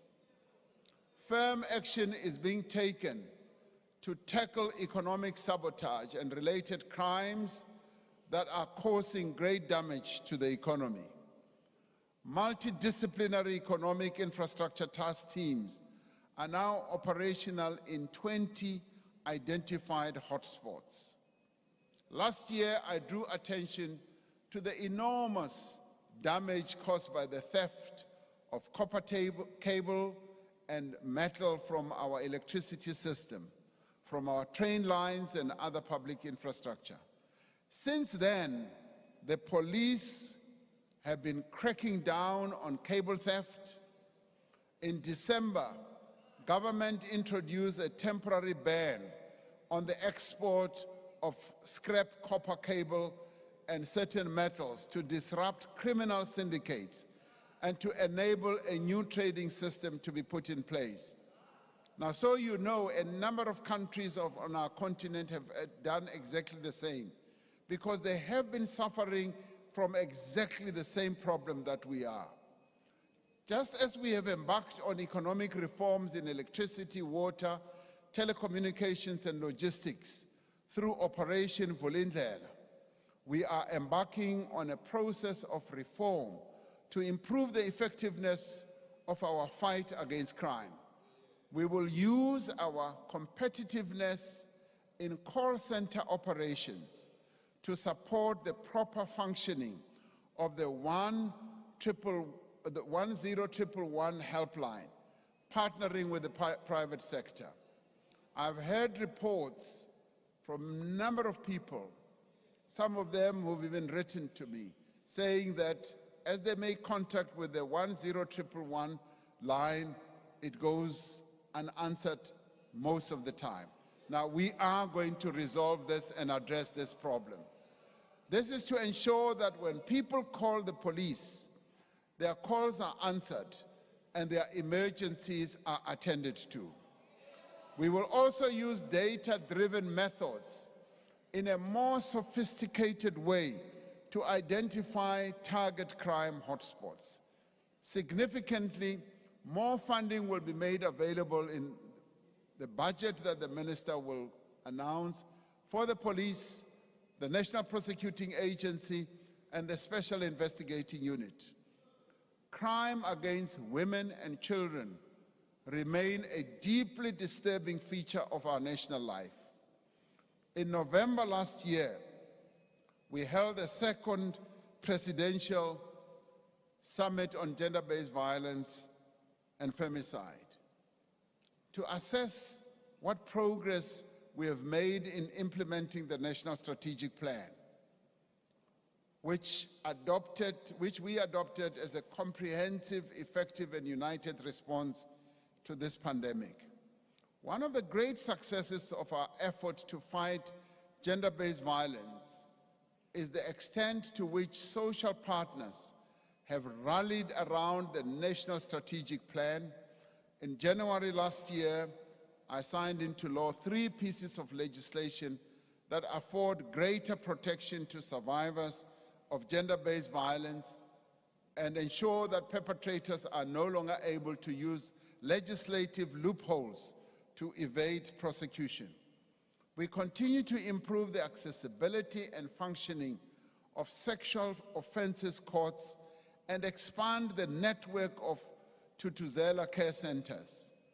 A key aspect of the National Strategic Plan is the economic empowerment of the women of our country.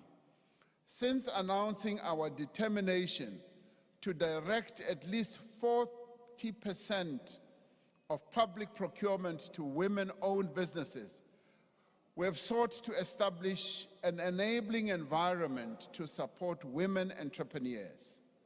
We have trained more than 3,400 women-owned enterprises to prepare them to take up procurement opportunities that are available in government. Through the Women's Economic Assembly, we have seen industry associations and companies committing to industry-wide gender transformation targets. The Industrial Development Corporation has earmarked approximately 9 billion rand to invest in women-led businesses. Other entities, including the PIC and the National Empowerment Fund, have also committed to establish special purpose vehicles to support women-owned businesses.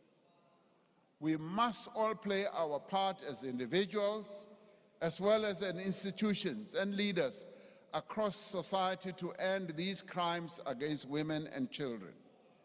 Last year, I said that we would take decisive action against corruption and make a clear break with the era of state capture.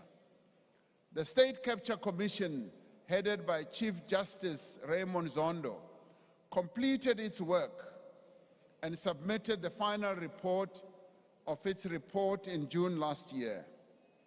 As a country, we owe Chief Justice Zondo, together with the Commission and its staff and all those who provided testimony, a huge debt of gratitude for the extraordinary public service that they have shown. The recommendations of the Commission are being implemented according to the plan that I submitted to Parliament in October last year, so that systematic weaknesses that were identified by the Commission are addressed and state capture never takes place ever again in South Africa. The National Anti-Corruption Advisory Council, consisting of people from across society, is in place to advise on suitable mechanisms to stem corruption, including the overhaul of the institutional architecture of combating corruption. We are working to capacitate the Witness Protection Unit and will introduce amendments to the Protected Disclosures Act to strengthen protections for whistleblowers. Work is underway to improve access to the Witness Protection Program for public servants that expose maladministration, corruption, and unethical conduct. We will finalize the draft public procurement bill to address weaknesses identified by the State Capture Commission and improve efficiency, value for money, and transparency in our procurement system. Our reinvigorated law enforcement agencies are taking firm action against companies and individuals alleged to have been involved in state capture. The NPA, the investigating directorate, which I established in 2019, has taken 187 accused persons to court in 32 state capture corruption cases. Over 7 billion rand has so far been returned to the state from state capture cases. To date, 12.9 billion rand of funds and assets have been frozen. This year, the investigating directorate will be established as a permanent entity within the NPA. Now, to achieve any progress in addressing the urgent challenges that we face, we need a capable and effective state. Our greatest weaknesses are in the state-owned enterprises and in local government. Many of our SOEs are struggling with significant debt, with underinvestment in infrastructure, and of course, with the effects of state capture and shortage of skills. We will implement the recommendation of the Presidential SOE Council to establish a state-owned holding company as part of a centralized shareholder-owner model to ensure effective oversight over our SOEs. Separately, I have instructed the Presidency and the National Treasury to work together to rationalize government departments, entities, and programs over the next 3 years. National Treasury estimates that we could achieve a potential saving if we restructure government of some 27 billion rand in the medium term if we deal with the overlapping mandates, close ineffective programs, and consolidate entities where appropriate. The poor performance of many local governments remains an area of concern. Too many of our municipalities, 163 out of 257, are dysfunctional or are in distress due to poor governance, ineffective and sometimes corrupt financial administrative management, and poor service delivery. The government is implementing a number of interventions to address failures at local government and to improve basic service delivery as well. Now, these include enhancing the capacity of public representatives and officials, maintaining and upgrading local infrastructure, and invoking the powers of national government to intervene where municipalities fail to meet their constitutional responsibilities. A professional public service staffed by skilled, committed, ethical people is critical to an effective state and ending corruption and patronage as well as wastage. Now, in response to the State Capture Commission and in line with the framework for the professionalization of the public service, integrity assessments will become mandatory requirements for recruitment to public servants, and entry exams will also be introduced. We are amending legislation and strengthening the role of the Public Service Commission to ensure that qualified people are appointed to senior management positions and to move towards creating a single harmonized public service.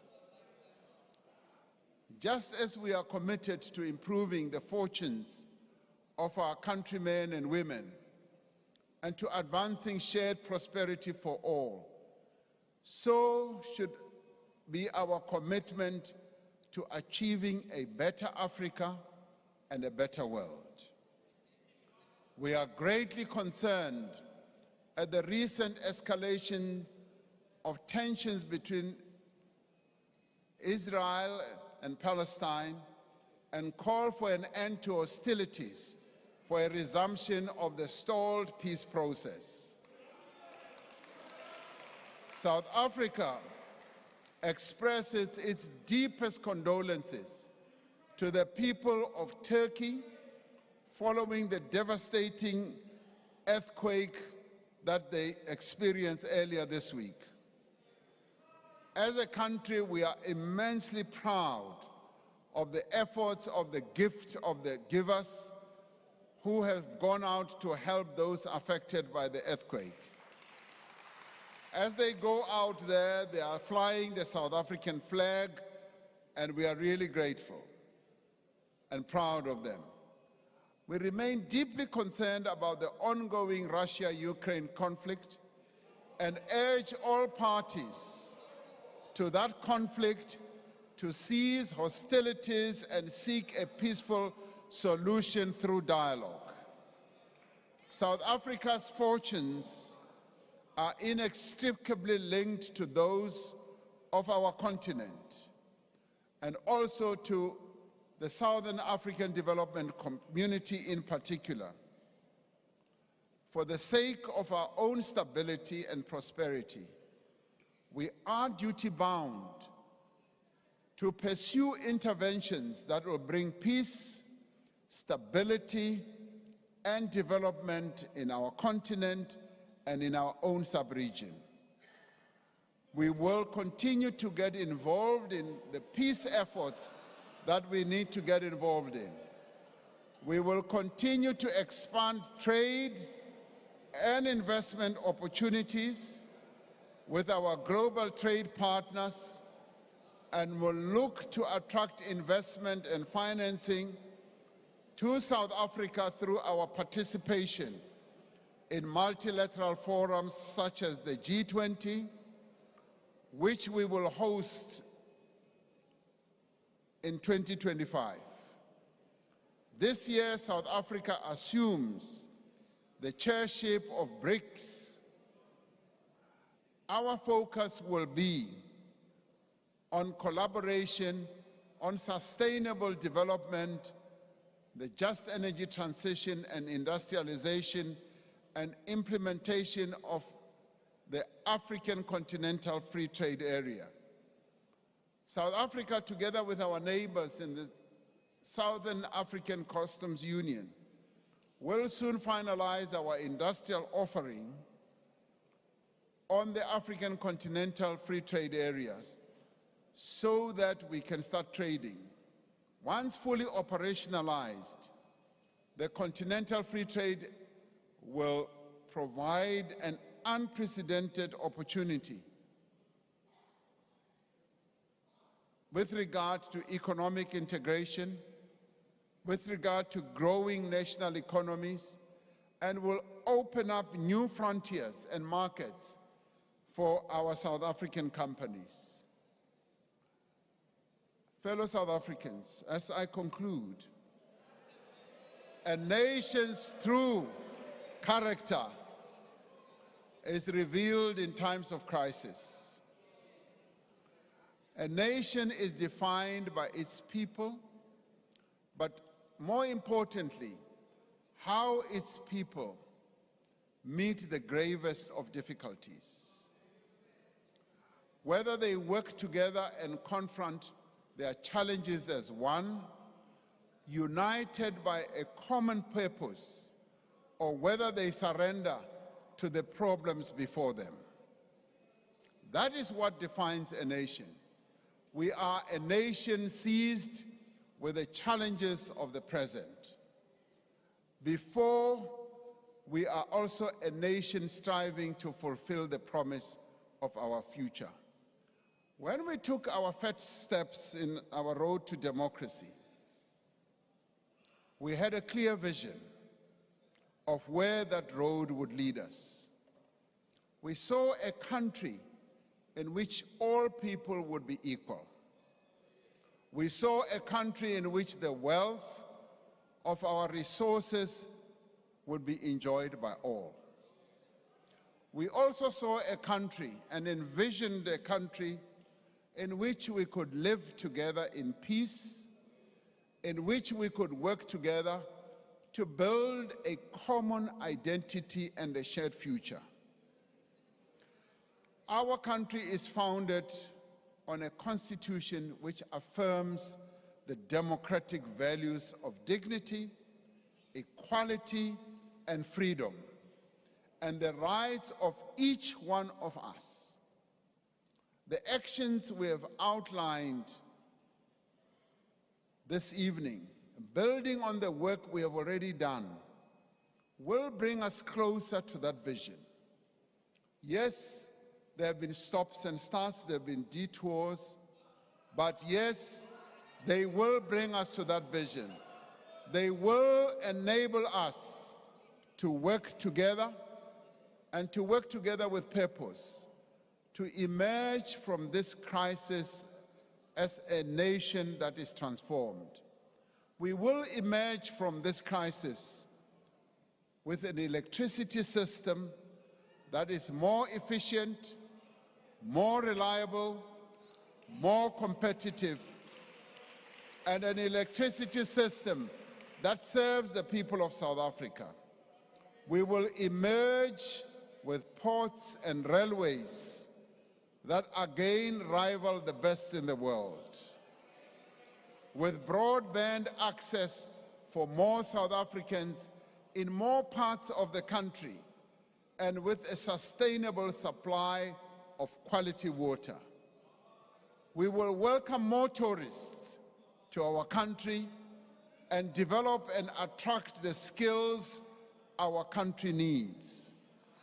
We will create work for those who are unemployed, and we will give hope to those who have waited too long.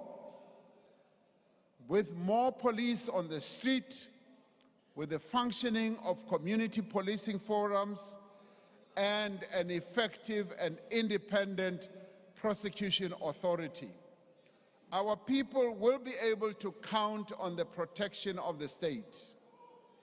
By fighting economic sabotage and organized crime, our infrastructure will be more secure and businesses will be able to operate more freely.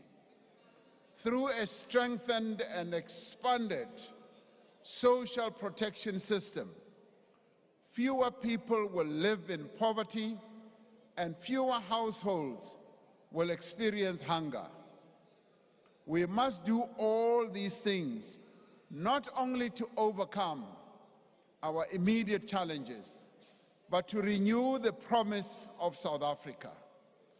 It is a promise that we have kept alive in our hearts and in our actions. This year, it will be 10 years since we bid farewell to Nelson Mandela, the father of our democracy, our beloved Madiba. It will also be a period when, yes, he would have been, it will be also 105 years since his birth.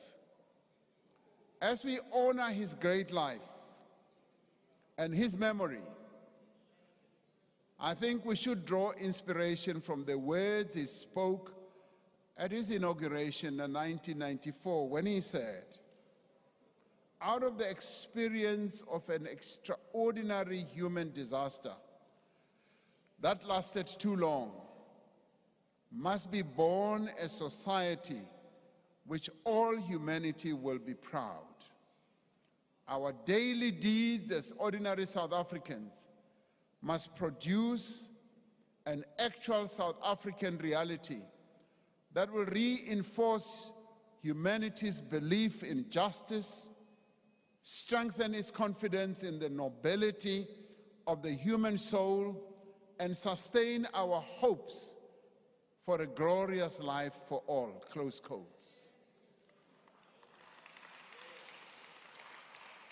Now, to build such a society, to overcome the great difficulties of the moment, we need to work together. And we need to work together and leave no one behind. And we need to stay the course. We need, as a nation at this time more than at any other, to reveal our true character. We need to work together and, as I said, leave no one behind. I've often asked myself, as president, and asked myself, why am I doing this job?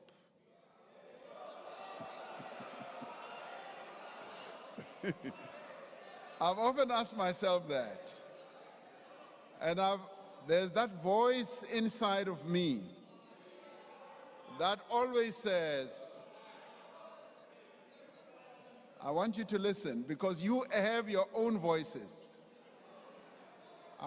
This voice always says, Order, order. Follow in the footsteps of Nelson Mandela.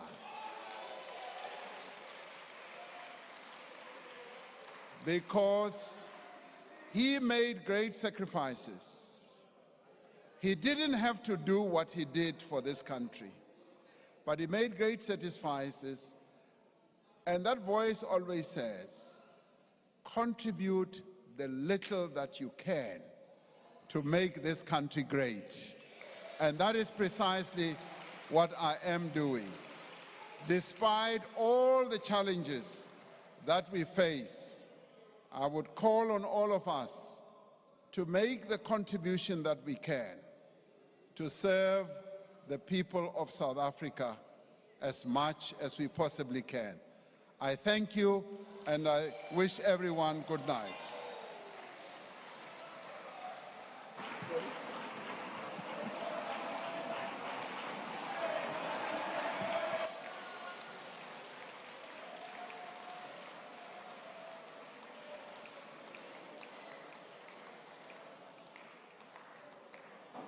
I thank you, Mr. President. Honorable members, may you please take your seats.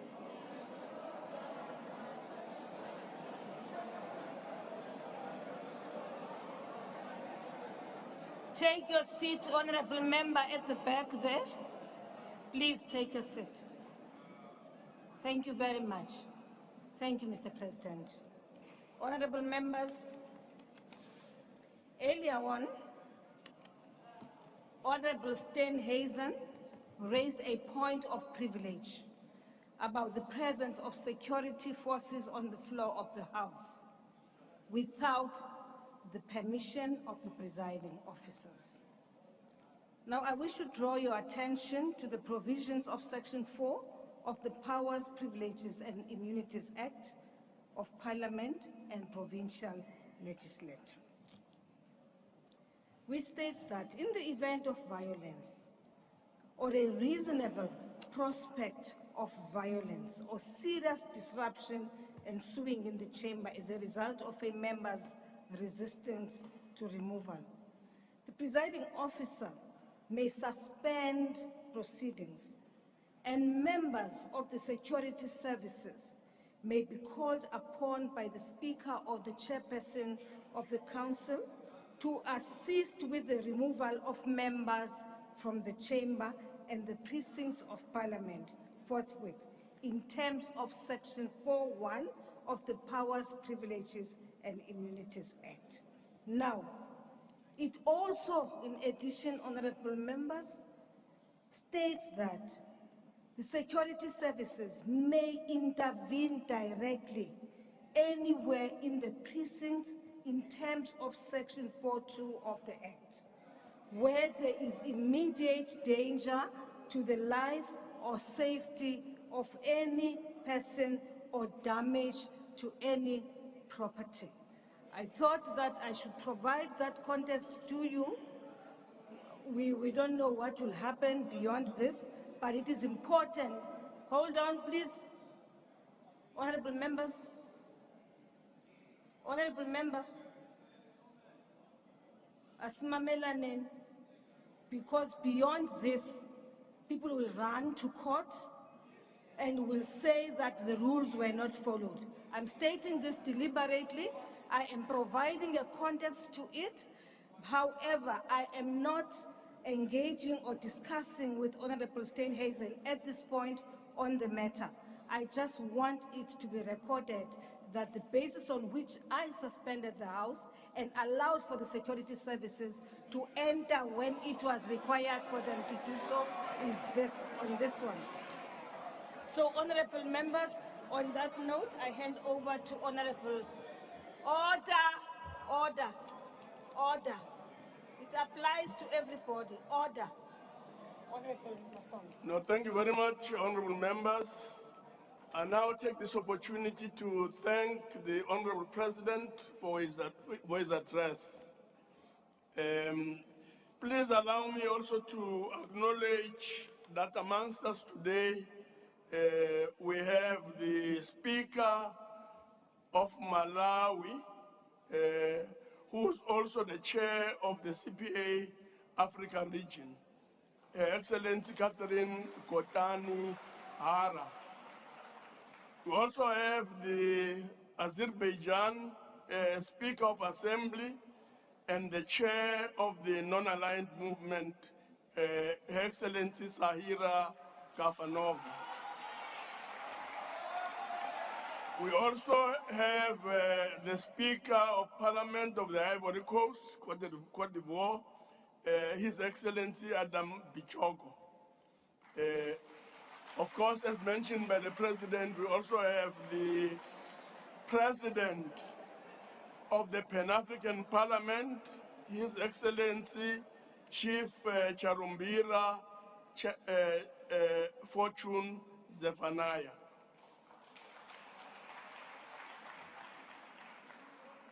Honorable members, after I have attended the joint sittings, members should rise and remain at their places until the procession has left the chamber. The guests in the gallery should remain seated until the judiciary has left and the ushers have indicated that the doors are open. The procession led by Usher of the Black Rod and the acting sergeant at arms will leave the chamber in the following order: the Speaker of the National Assembly, the Chairperson of the National Council of Provinces, the President, the Deputy Speaker of the National Assembly, the Deputy Chairperson of the National Council of Provinces, the Deputy President, and then the Secretary to Parliament. Honorable members, that concludes the business of the day, and the joint sitting is now adjourned.